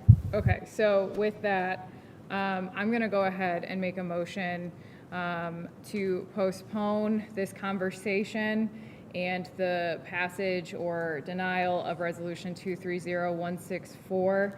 I'm going to make a motion to postpone it until Monday's regularly scheduled city council meeting. Is there a second? Madam Chair? Yes. I'll support that. Okay, hang on, I got to type. Madam Chair. Hang on. Okay, go ahead, Mr. Mays. Yeah, Madam Chair, it seems easy to solve the problem that you raised. You say I'll support it, but do we need a resolution? A second amendment to do all things necessary, including a resolution drafted by Monday, seems to me to solve your problem.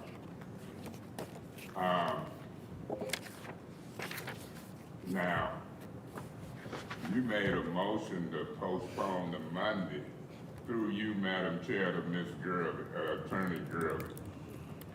Attorney Gurley, according to the charter, any council person can ask you and your department to draft a resolution. I'm asking you to draft a resolution for this investigative hearing, and could you possibly have it by Monday, do you know? Yeah, we can certainly try to get that done by Monday. I can't make a promise. So is this request in this open meeting good enough, or do you need me to ask the clerk to give you the request in writing? I would like it in writing because, Donahue, can you give her a short request from Councilman Mays in writing to draft that resolution? You know what we're requesting. well, if you could give that information to Clerk Donahue so that I can make sure that No, the, I'm giving it to everybody at the same time, and you want it in writing. I'm knowing that you realize what I'm asking you to draft. right, I just want it to be in the form that you want. I can just draft a I resolution. want you to do a resolution in whatever legal form you know to do it in through your law department. I'm not the lawyer.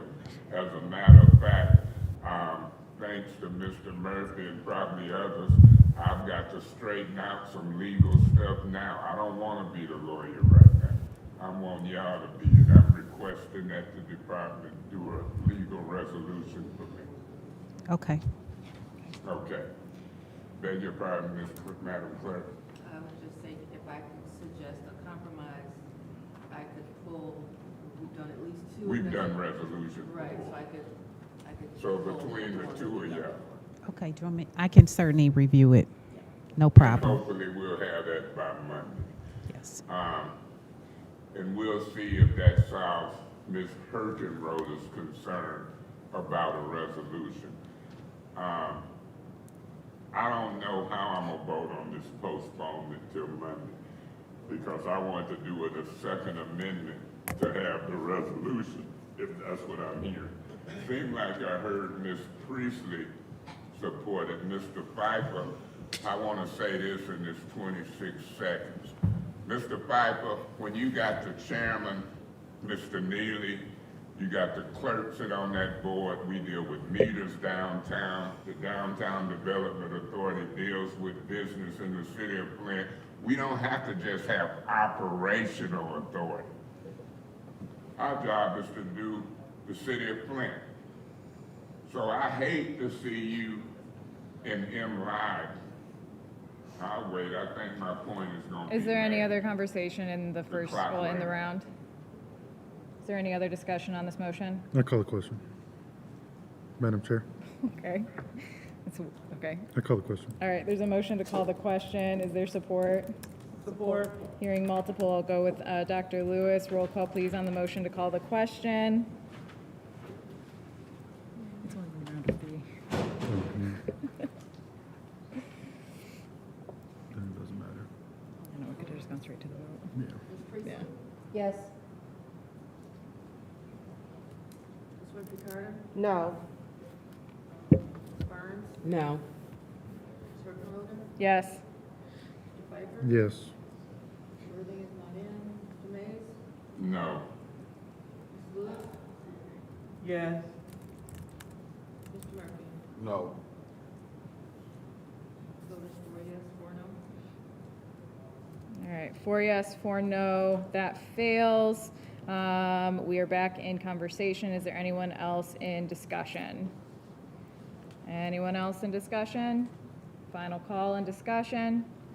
All right, Madam Clerk, roll call, please, on the motion to postpone the conversation regarding an investigation and the consideration of Resolution 230164 to Monday's regularly scheduled council meeting. Roll call, please. Ms. Winfrey Carter? Yes. Ms. Burns? Yes. Ms. Rhoda? Yes. Mr. Pfeiffer? Yes. Mr. Murphy, not in. Mr. Mays? I abstain and wait to see what the rest will do. I'm ready to move. Ms. Lewis? Yes. Mr. Murphy? Yes. Ms. Priestley? Yes. Okay, 7 yes, 0 no, 1 abstention. All right, 7 yes, 0 no, 1 abstention. That motion passes. That brings us down to Resolution 230167. Yes, Madam Clerk. I just want to make a, just check, a quick announcement. I had the doors lock at 9. I haven't heard back from IT yet, so I just want everybody to know that those doors are probably about to lock. I'm trying to get them back open, so if you go out, you won't be able to get back in the door leading out. Is there a door stop or something that we can put in the door for folks? Okay. If you go to leave, we'll prop the door open or something for you. Okay.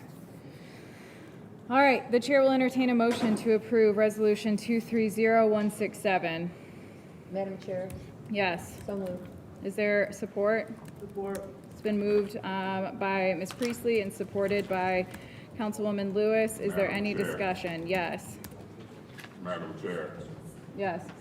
Yeah, this is a resolution to adopt the City of Flint fiscal year budget 2024. That's what it says. But in fact, we're supposed to adopt 2 budgets at one time. Does this resolution adopt 2 budgets at one time, although it's headed fiscal year 2024? Do anybody know? Madam City Attorney, if you get a chance, I want you to look at the wording of the body of this resolution. It's titled Adoption of City of Flint Fiscal Year 2024. It should be 2 years. Can you peruse it and see? I'm talking about the body of it. Now, I talked to Jane, and Jane showed me, and I look at the attachment, it has 2 years.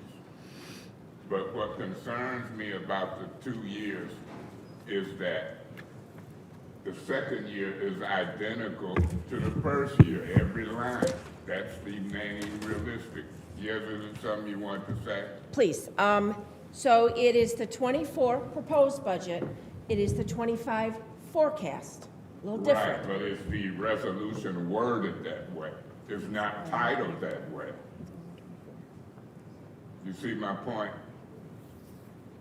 So if you and the city attorney look at that, that's important. Sir, if we were to, technically speaking, approve a 24 and a 25 budget, it would be most disadvantaged because you would be approving a budget 2 years out that we don't know. Jan, I didn't make this goofy chart. And I didn't make the goofy ordinances and rules. I don't agree with it. I'm just telling you what it says and what it reads. In any industry, any municipality, it's rare that you're going to approve a 2-year Jan, budget, sir. Welcome to the city of Flint, Michigan. The resolution does say 1 year. Okay, watch this. Madam City Attorney, do it talk about 2 budgets in the ordinance? We just looked at it. You might not be realistic, but that's what the law telling us to do. Am I right, Madam City Attorney? Yes, under ordinance 3855, it says a biennial budget. Yeah, see, you knew, Jane. I don't agree with the goofy rules of this council. But they there. And they don't even follow them. So I know what I'm gonna do on the title of this resolution. fiscal year 2024, and in, 2 minutes and 2 seconds, I don't know if I can correct it. That's why these rules is goofy. You can't do multi-million-dollar business in 2 or 3 minutes, particularly if you got folks that don't know. If I don't raise the issue about the ordinances and 2 budgets, I doubt if any of the new folks sitting up here would know. Me and Jerry Winfrey Carter might know. Worthy might know when she's here. But the point is this: Priestley, Liddell, Lewis, Perkins Road, or Pfeiffer, them, they might not even know, because they ain't been here. Let me say this. You could adopt this budget any day of the week and meet any deadline, but you're doing a disservice to the public.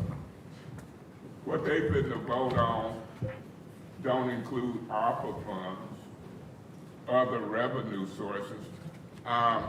Through you, Madam Chair, to Jane. Shouldn't we be budgeting all the revenues that's coming in the city of Flint, not just the general fund?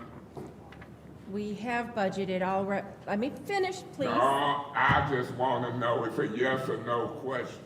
Because of the 34 seconds, I don't want to let you eat up my time. Shouldn't we be budgeting all the revenues coming in? We have budgeted them, except for grants. Okay, that's except for grants. All means grants. My point is this: you can word it how you want, but this budget ain't complete. This budget ain't been done based upon the way the auditors has told us. This council know it, should know it, and you should know it. And so here we are trying to make the news doing something, in my opinion, incomplete. Thank you, Mr. Mays. Is there any other discussion in the first round? Yes. Go ahead.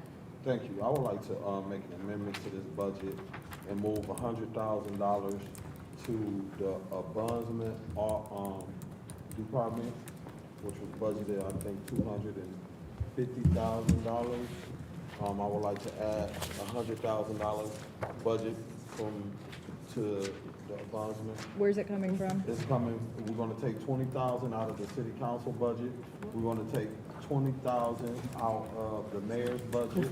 We're going to take $20,000 out of the city administrative budget. We're going to take $20,000 out of purchasing, and we also will take $20,000 out of the police administration budget. And that's going to total to $100,000. Mr. Murphy, I'm sorry. You have to say specifically where you want, you have to tell them accounts. The account Okay. numbers. So, Point of order. What's your point? Have he made a motion? We're getting the clarity on that motion so that we understand as we go about this budget process what account number money is being moved into and out of. It's gonna be seconded. Mr. Murphy, do you have those exact account numbers? oh, it's budgeted, oh, no, I'm good. I'll rescind my motion. Okay. It's 370,000, so we good. Okay. I thought it was only 250,000. You still have the floor. So I'm good. Okay.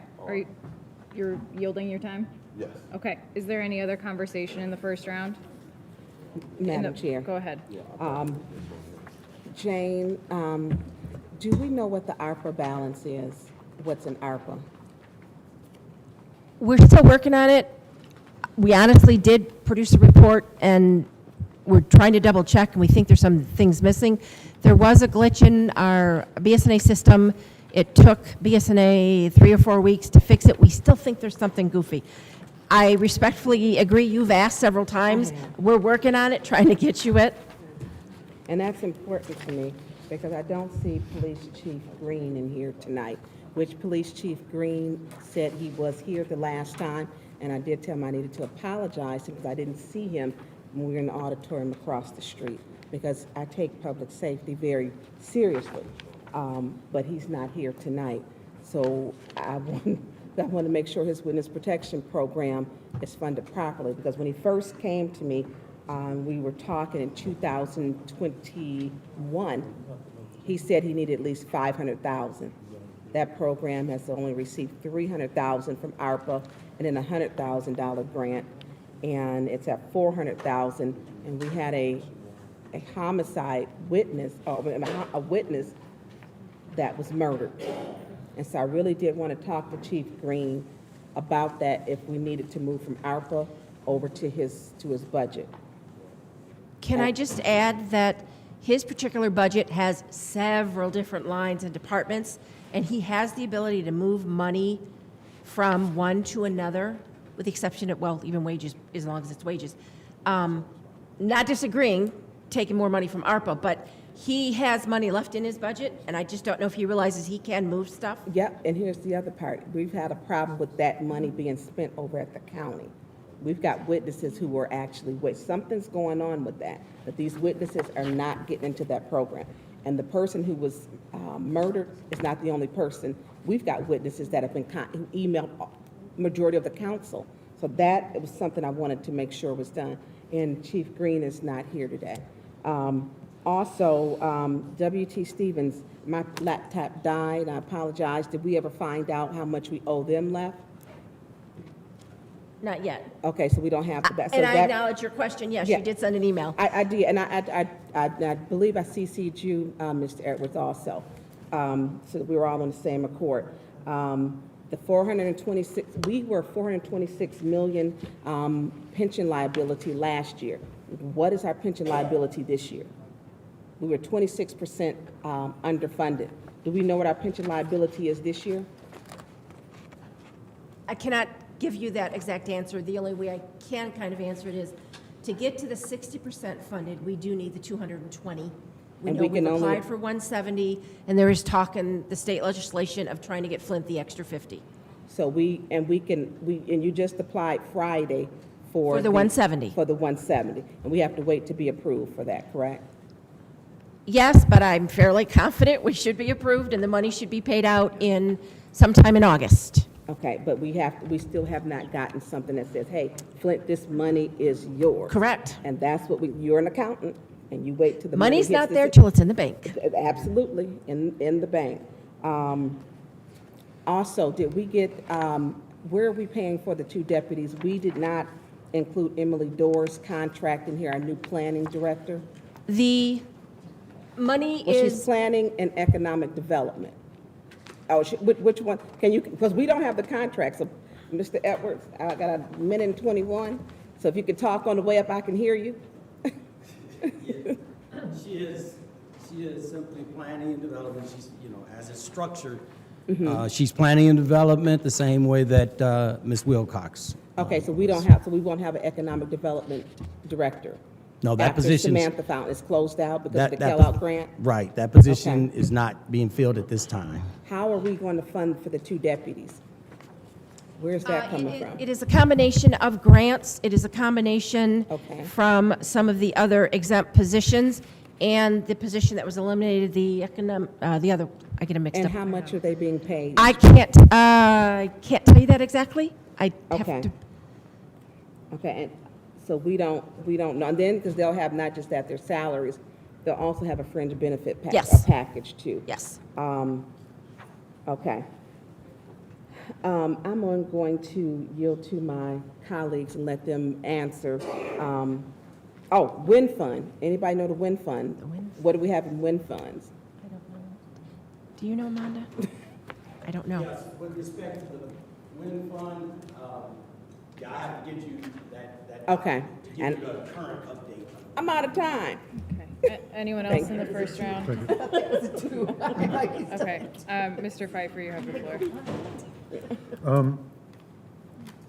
I'm sorry, Jane, I don't want to keep calling you your first okay. name. What's your, how do you pronounce My your last name, Mager. Mager. How much money did the city take in last year from marijuana? Do you know that? From where? Marijuana. Hang on, that is, it's in, if you go to that budget where it is showing for this year, let me see if it's, but it's Does not it its have- own does it budget, I have don't think. revenue? I want to, you know what, I don't want to guess. It wasn't, yeah, I don't want to guess. I can get you that information. I know this year is projected much higher, I remember going through it. I have to find out where it's budgeted. I just know that we're outsourcing a lot of that compliance. I think to, We have hired Marijuana. but, one but person, we about have, five. We've hired one person to deal with marijuana at this point, I believe. We have a marijuana, yes. didn't, Mr. Edwards, aren't we outsourcing a portion of that to, it's not Roe, but who's the other, who helped write the ordinance? Who else, it's another.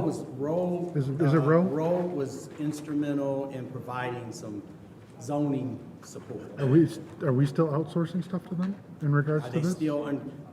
they're still under contract to support planning development with the zoning aspects, yes, they're still under contract. Because so the way that I'm looking at this is we're running a negative deficit as far as marijuana. Is that a true statement? Meaning, I believe that we only get roughly 200 and we're spending 3? Can you look that up and give me a statement on that? Obviously, it's not going to affect today, but I want to know what we can do to try to zero that out as much as possible. The only thing is, the marijuana is within another department, so and you only want just the marijuana expenses and marijuana revenue. I believe it's listed in one of the other departments. I don't know if it's in planning and development, or I have to dig in. Yeah. But are you just referring to right now marijuana revenues that have come into the city? Is that what you're speaking? Well, revenues from, we charge a yearly license Right. fee, That's part and of then we get a shared revenue from the state. Correct. I just want to see where those numbers are compared to our outlays. Meaning the medical marijuana compliance, we got budgeted 300,000. I want to see where those are, our revenues, compared to what we're budgeting. Is that possible? Revenues and expenses, or just revenues that we budgeted that we think are coming in? Both. Okay, both sides. But, All right. yeah, well, I mean, you've outlaid here, Which page are you looking at? 67. I guess that would probably have been helpful to begin with. 67, like 5 or 8 from the bottom. Medical, okay, this here's, yeah, all right, medical, so personnel and OPEB, this does not have the revenue. Does not have revenue. Hang on, let's see if it's in one of the other pages, just a second. I wasn't able to find it in the,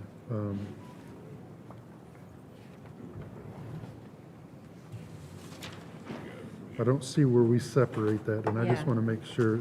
I will get you those numbers. I'll do my best to if try to they're- figure if that they're out and possible- send it if to it's the all possible, council. I'm sure Okay. it's coming from different aspects. And there was, I do know, I'm not really certain about the source of this information, but I do know that those expected revenues were to be substantially higher than our first. Because we got 80-ish this year, That's what right? I'm thinking, 80, 85, but I think we've at least doubled what we were projecting for next year. Well, that was our state revenue sharing, was the 80-some thousand, if I recall correctly, but what are, add up all of our. Sales in relationship to that, what you were talking about in relationship to the money that was supposed to be coming from the state, a portion to the county and the city based on the sales is substantially higher. No, that was the 88,000 that we got. No, the expected, I'm just talking Oh, about, the expected will be substantially higher. So if we can add that up with whatever licensing Let me see fees what I can find out. and see how it comes in line with what we're allocating in this budget. 15 seconds. That's it. I'll yield back. Okay. Thank you. Anyone else in the first round? Madam Chair, Go ahead, Ms. Humphrey Carter. so Jane, Jane, I'm sorry. it's all right. So you said that you do not have the complete budget for the opera funds. We have a report we're working on. I won't call it a budget because a budget would be projecting the expenses in the next year. But there's a report we are working on that should show the original allocation by council, or the amended allocation by council, the expenses to date, the encumbered amount, giving us a balance. We are pretty sure we're missing a few encumbered items. Okay. And I want to get it totally figured out and balanced to make sure. And see, in my opinion, that should have been included within our budget. I just really think that all, like the opera funds, all grants should be included. I mean, I've publicly stated I agree. I publicly stated that I agree with the auditor. And if I am the one who ends up in the permanent position and I'm still here next year, there will be an entire grant budget. It's complicated to do, but we will do it. And I'm hoping to have a grant coordinator on board by then, because it's a beast of its own. But I agree, it should be done. yeah, because, I mean, that ensures transparency, you know? It makes us accountable. And, you know, it's just good for financial management. Right, but I will say, technically speaking, not disagreeing, technically speaking, whenever the council accepts a grant, there's kind of a budget listed in that resolution, but it doesn't, if the grant's like 3 years, it doesn't project each year, and I agree, it should be there. Right, because it was just stated that a part of the Ms. Doer's, Emily's, her deputies will be funded. Her deputies. She wants 2 deputies. And so you just said that that's probably going to come out of some grant funds, right? Several people in that department are partially funded by grants.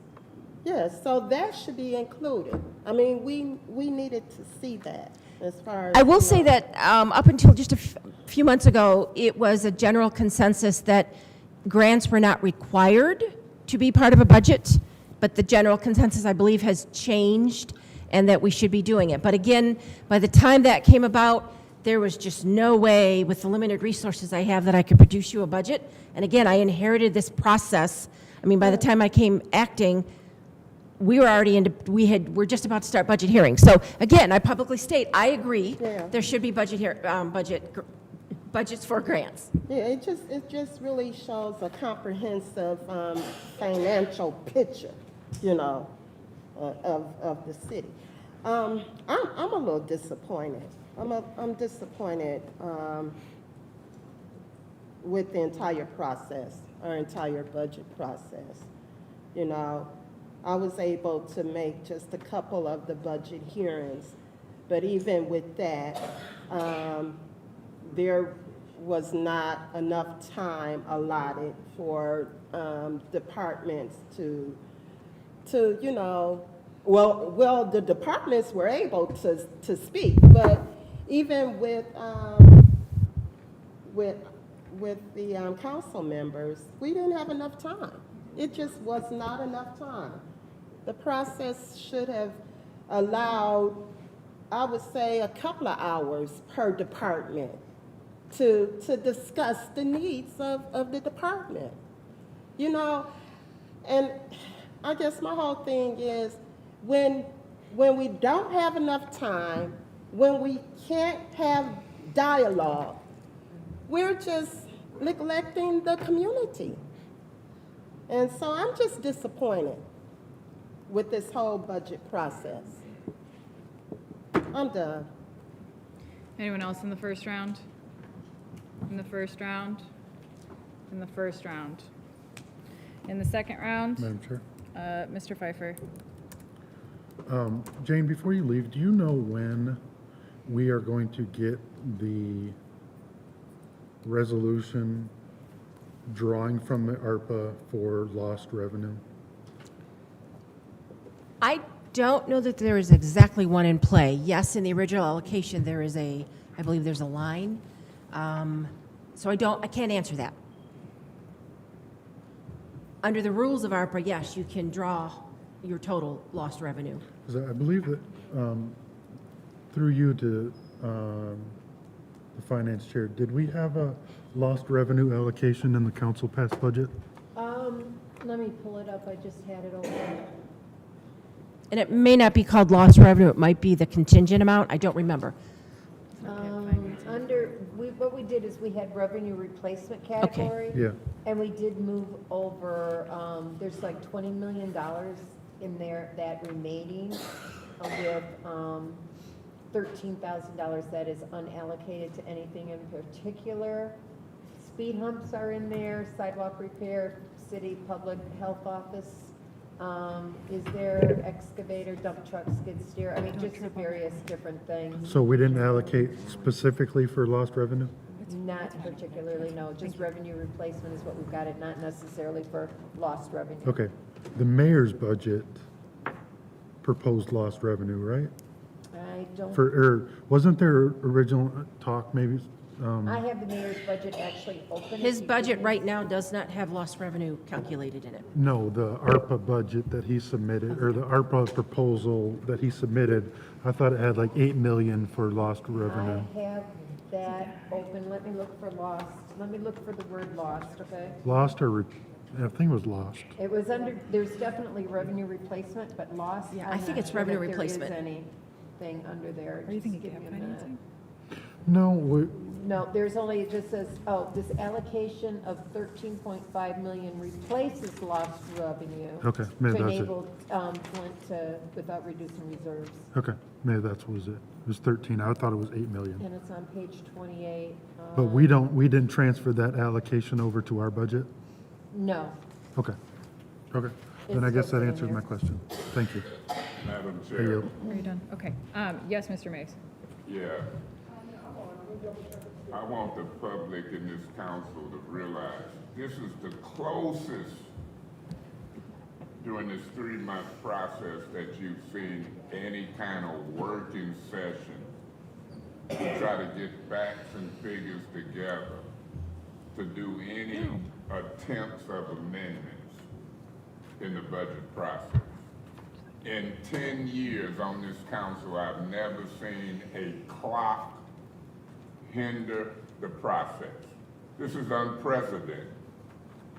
What's gonna happen here, I'm gonna make a prediction that at the end of these 5-minute discussions, 5 or more council people are gonna vote to adopt a budget that's headed City of Flint fiscal year 2024 budget. We've made it clear on the record it should be 2 years. We made it clear on the record that the ARPA funds, which supplements the general fund, is not detailed budget in this that's going to be adopted. When you're dealing with public safety, which is high number 1 and 2 on my list, you don't have nobody from the police department here. I wanted to see cameras up across the city, lighting, even if it had to be budgeted with ARPA fund money. Because public safety is Councilman Mays' one of his highest priorities. And this is the opportunity for us to take care of the business to make the city safe.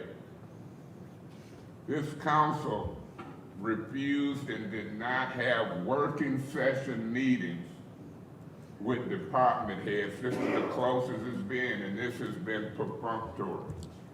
Clock ticking, 5 minutes. We had 3 months.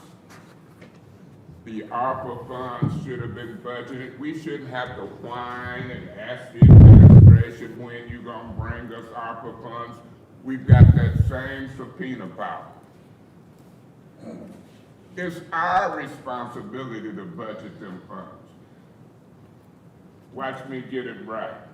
Jan, because I'm just so liking to say Jan, but it's Jan. I don't blame you because Whittaker was here. You came into the game a little late. I've been watching and looking. You shouldn't have to take responsibility. This council and some folks should have been meeting. I don't know how long you've been here. You might have been here 3 months now. And There's some business with you, going from interim to permanent. I'm not interim. Under the charter, we don't move, I know y'all call it acting, but acting ain't in the charter, it's called interim. And if this council don't take action, you'll be permanent before they know it, legally in my mind. But who am I? I'm not a lawyer. But I'm sure been paying for some, and this council mad and trying to pull a tech on me for paying for lawyers that the city should have paid for acting in my official capacity. Can you save me 20 seconds to reply to you? No, I'm gonna let them give you the seconds. I ain't giving you my precious minute. Okay. Because this is the most ridiculous process I've seen in my council life. You don't have to do it. 5 minutes to do multi-million-dollar budgets, attempting to move money from here to public safety, budget 40 or 50 million in ARPA funds, and you want my precious 10 minutes? 10 seconds? Guess what? I like to keep a sense of humor. I'm gonna give you 41 seconds. Go ahead. Okay, so when we did budget hearings, first of all, I want to clarify, the clock did not run for budget hearings. Didn't run. Whoever showed up got a chance to talk. Request for And I information. agree that there was, What's your request? We did have a limited time. It was an hour and a half. When your time is done, there was a time. Yeah, the Agreed. leadership of Yeah. this council messed that up. Okay. This clock in the council messed it up, Jane. Go ahead. I agree, Ms. Burns, yes, there was a limited time and not all questions were able to be answered. But I do have to speak to the whole police budget. They came in and did a whole presentation and he went through all of his. I don't know if you were there that night, I don't Can remember. steal 8 seconds back? Let Go me for it. steal 8 seconds. Go for it. They got their priorities and we got ours. We set the budget, they don't. Thank We you, should Mr. be Mays. making Is it there any safe other and moving money. Thank you, Mr. Thank Mays. Is there any other discussion in the second round? Madam Chair, Yes. Jane, would you like to continue? One thing, I want to make a general statement, please. There's no disrespect intended. You have professionals in all these departments, and these professionals, the directors, police chief, had to come in to the finance department, sit with us and go through their budget. I was around then. I was the interim deputy at that point because I was still under contract. So I was in all those budgets, and I took a very active lead in those budget processes because I've been doing budget for years. The others had not done it as much. And I made sure that I said to every single one of them, and I added, police chief isn't here, right? Or neither is fire. I added money to several of the budgets because I do not believe in a promise me budget. They need to be true budgets. And if we were over budget, then we would cut. So I was very active in that process. And so they came in and went through. But my point I'm making is you have professionals who know more than I do within their own department what they need and the money they need, and they did budget it that way. I respect that you might want to give more money to some of them. I get that. But the police, for one, has a very robust budget, and he has money left over this year. So I want to give kudos to the entire staff of these directors. They did a good job. This is a solid budget. It's a good budget.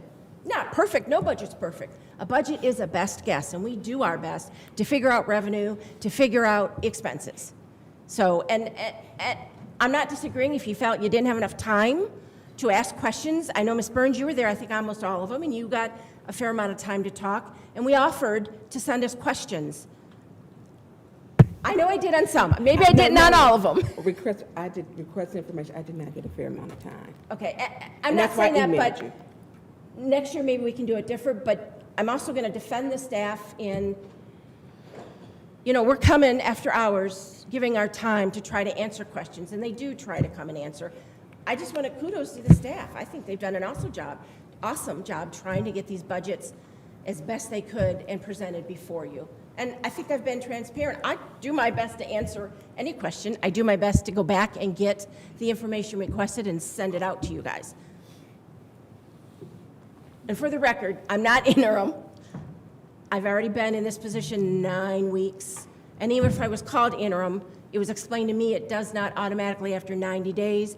It was explained to me that whole 90-day rule is when an appointment comes before you and you don't approve it or don't discuss it in 90 days. And I'm not saying I'm right or wrong. I have applied for the position. Whether or not I get it, we'll wait and see.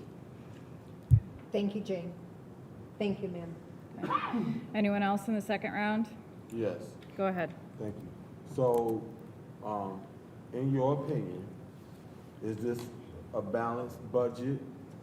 By law, it has to be balanced budget, sir, by law, and it is balanced. Okay. Yes, there might be one or two departments that doesn't have revenue, so therefore they only have expense and they don't have anything to cover it. But overall, it has to be a balanced budget, and it is a balanced budget. What I don't want us to do is go out and say we approve unbalanced budget. Are we, my other question is, we running a deficit? We can't run a deficit. If it's a balanced budget, Just asking a question. I understand you saying we can't. I asking questions to clarify so that we don't go out in the public and put out information that we just approve an unbalanced or a budget that because sometimes we take things and we run with them and we go and we say, well, this council voted for unbalanced or we running a deficit. So I'm only asking you questions just to clarify the information, because we're getting ready to either vote this up or vote it down. So no disrespect tended, but I'm only asking you clear questions so the public or those who watching will know that you as an interim, temporary, or whatever,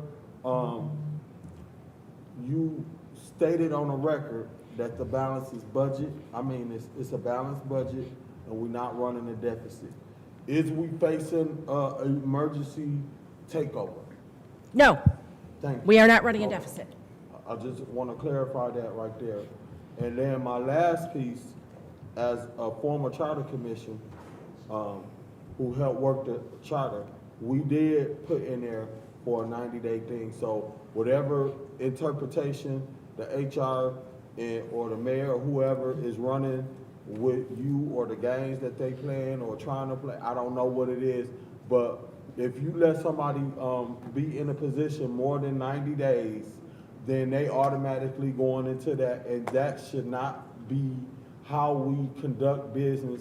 And if that's how you are in your position, we are doing it wrong, and we could be in violation of the charter, and we need to get it right. And I would like to do a referral to Davina, to HR, Eddie, to see your job classification in a 90-day thing, because that's not how we, I know for sure, as a charter commissioner, we did not put in there that you could wordsmith titles in order to give people more than 90 days. So that's, no, I ain't going with that one.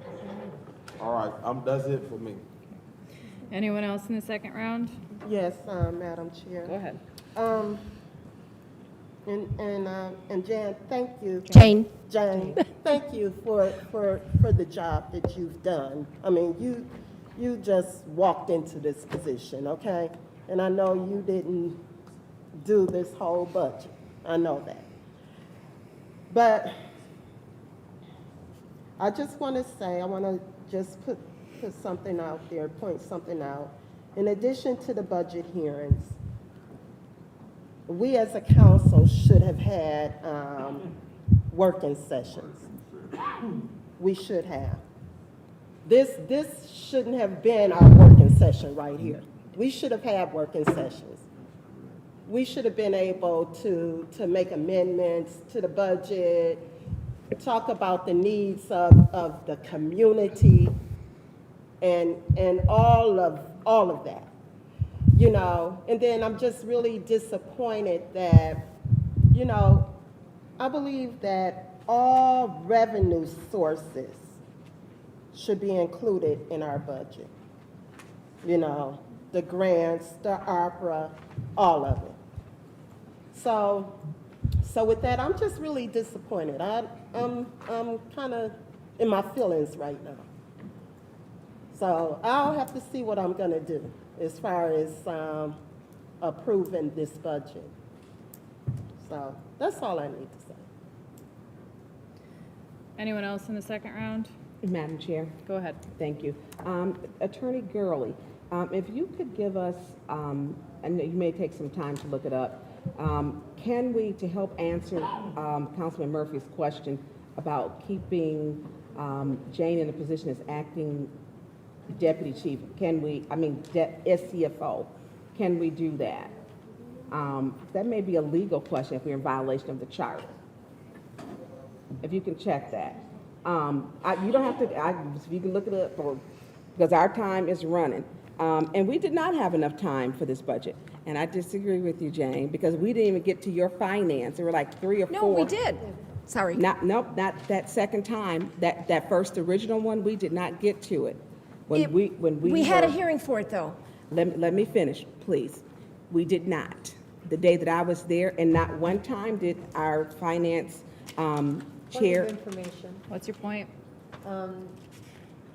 Did you know that we actually did have callbacks, including finance and purchasing, as well as That would be her taking the wastewater floor. treatment place? That was improper information. So my time.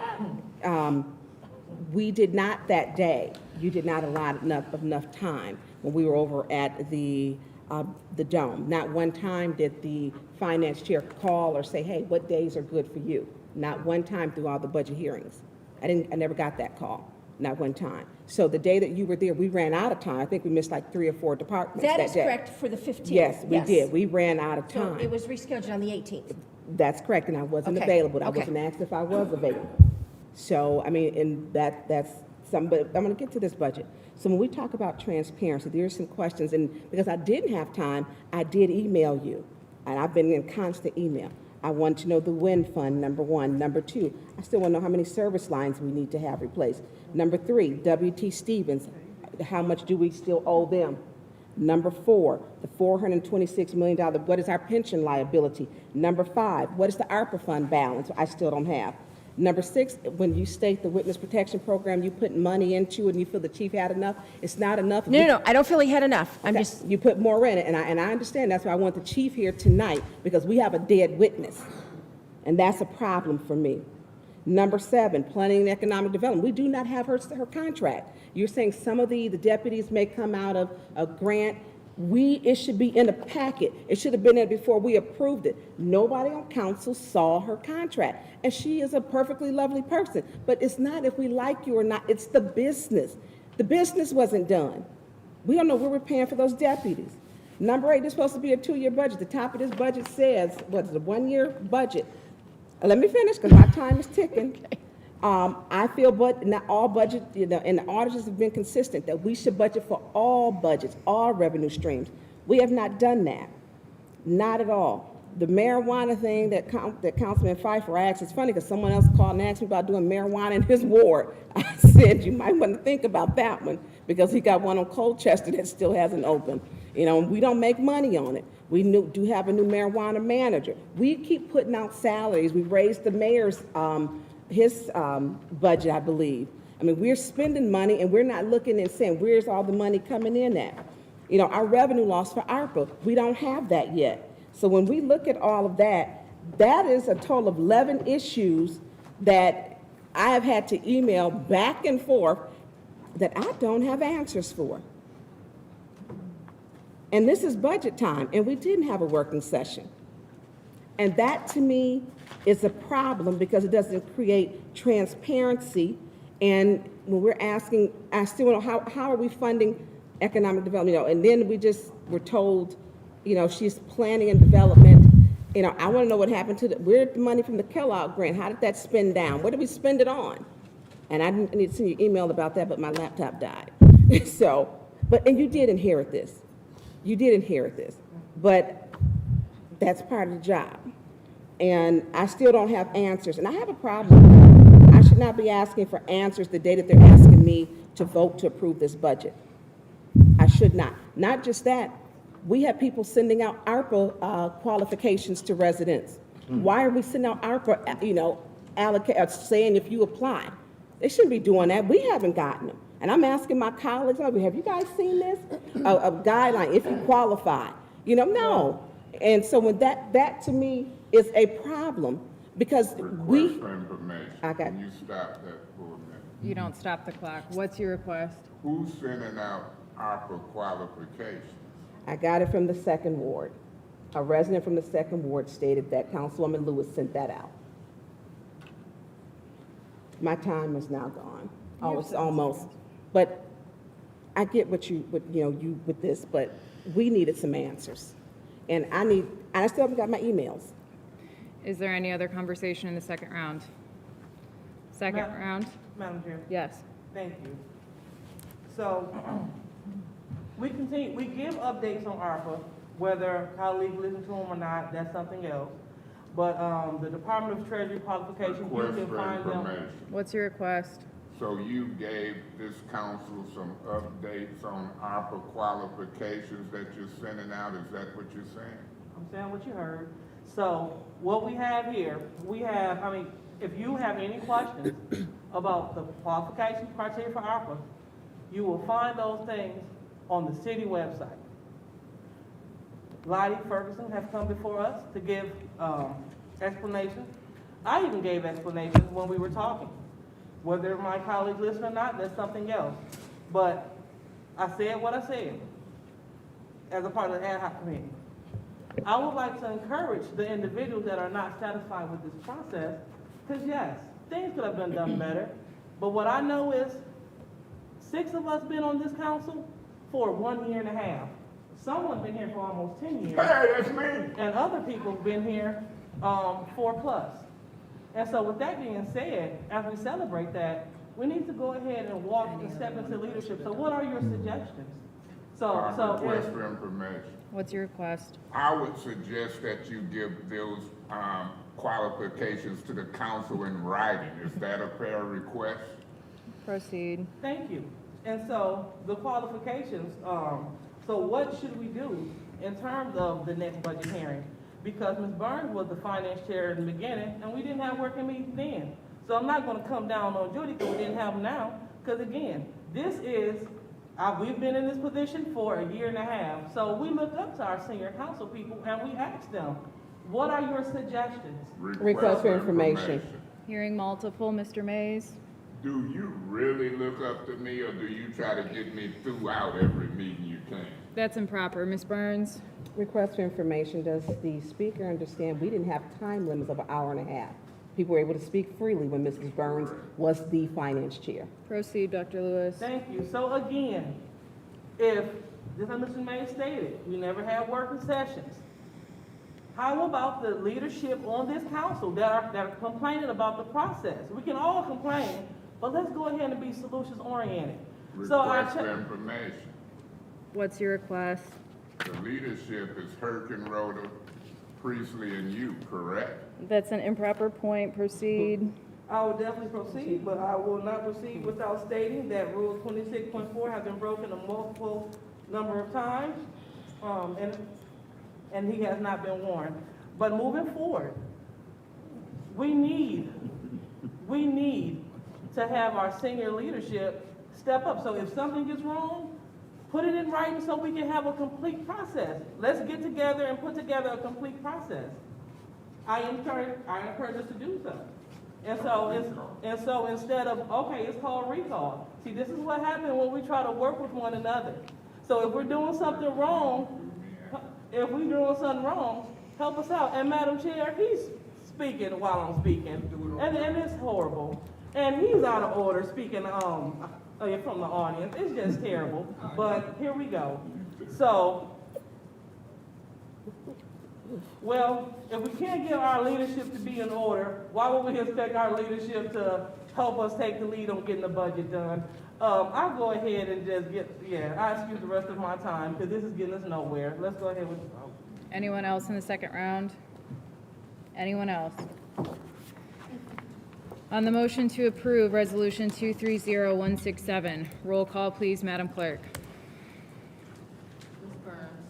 I abstain. Treasurer Motor? Yes. Mr. Pfeiffer? Yes. Mr. Mays? I abstain because the procedure was incomplete, flawed, not enough time, and it's titled 1 year budget, it should be 2. Ms. Lewis? Yes. Mr. Murphy? Yes. Ms. Priestley? Yes. Ms. Carter? I abstain for reasons stated earlier. yes, 0 no, 3 abstentions. 5 yes, 0 no, 3 abstentions. That motion passes. We have the opportunity at the end of every council meeting to share any final comments. Are there any council members who wish to speak at this time? Yes. Mr. Murphy? I just want to make my colleagues aware that former TV anchor Ron Fonda, mom's passed away. Ron Hilliard's mother passed away, and I would like to do a resolution on behalf of all of us. But I know some. Point of order. Can we get the gallery in order? There is still a council meeting going on. I understand that this is a little atypical. Mr. Murphy, you have the floor. If you could also project. Yeah, so if y'all would like to approve. If there's an interview happening, can you take that outside, please? We still have a council meeting going on. If you guys will support, I would like to do a resolution on behalf of all of us to send. He moved to Detroit. We're still in a meeting. The funeral is on Wednesday, so that's all I want to do. Yeah, I support Ron. I still owe him a meal. Well, bring a gift card out and make sure he gets it. That's it. That's all I have. Are there any other final council comments? Dr. Lewis? I attempted to talk about how we can improve the project for next year, but it went south and our colleagues were not interested. So I just wanted that to be on the record. Thank you. Anyone else? Yes, I do want to put on the record because I'm very transparent with my residents. The WIN fund, number one, the service lines, I'd like to know how many we have left to complete because that's going to have to come out of some place to pay for them. W.T. Stevens, the balance that's owed. The pension liability was last at $420 million. We do not know to date. The ARPA funds balance, I was unable to get the ARPA funds balance. Planning and development, we did not get the contract for the new planning development director and how we're going to pay for the 2 deputies. This is a one-year budget, supposed to be 2 years. Revenue loss ARPA. There's just multiple things. And for me, it's important that we be transparent. And for those reasons, number one is that pension plan. People were led to believe that that pension was being funded. We were bailed out. That money is not in the city coffers yet. That was told last year that it would be here, and it's not here. Anyone else? All right. I will take my time now to share an announcement that I understand has been shared throughout this community, and I was robbed of being able to share that myself. So I hope that I'm still able to share with some of my my neighbors that I will be stepping down effective July 1. There has been a number of consequences happening in my personal life regarding my health that have made me come to this decision. This has been months in the making. And this has been an incredibly difficult, very, very incredibly difficult decision for me to make. I hoped to have shared my own story in my own time, and I hope that I still will be able to. I ask the 7th Ward for their patience as we continue to navigate this process, and I'm very excited to have served in this capacity as well as the 7th Ward City Council member. And I hope that I have done the city proud, and I will continue.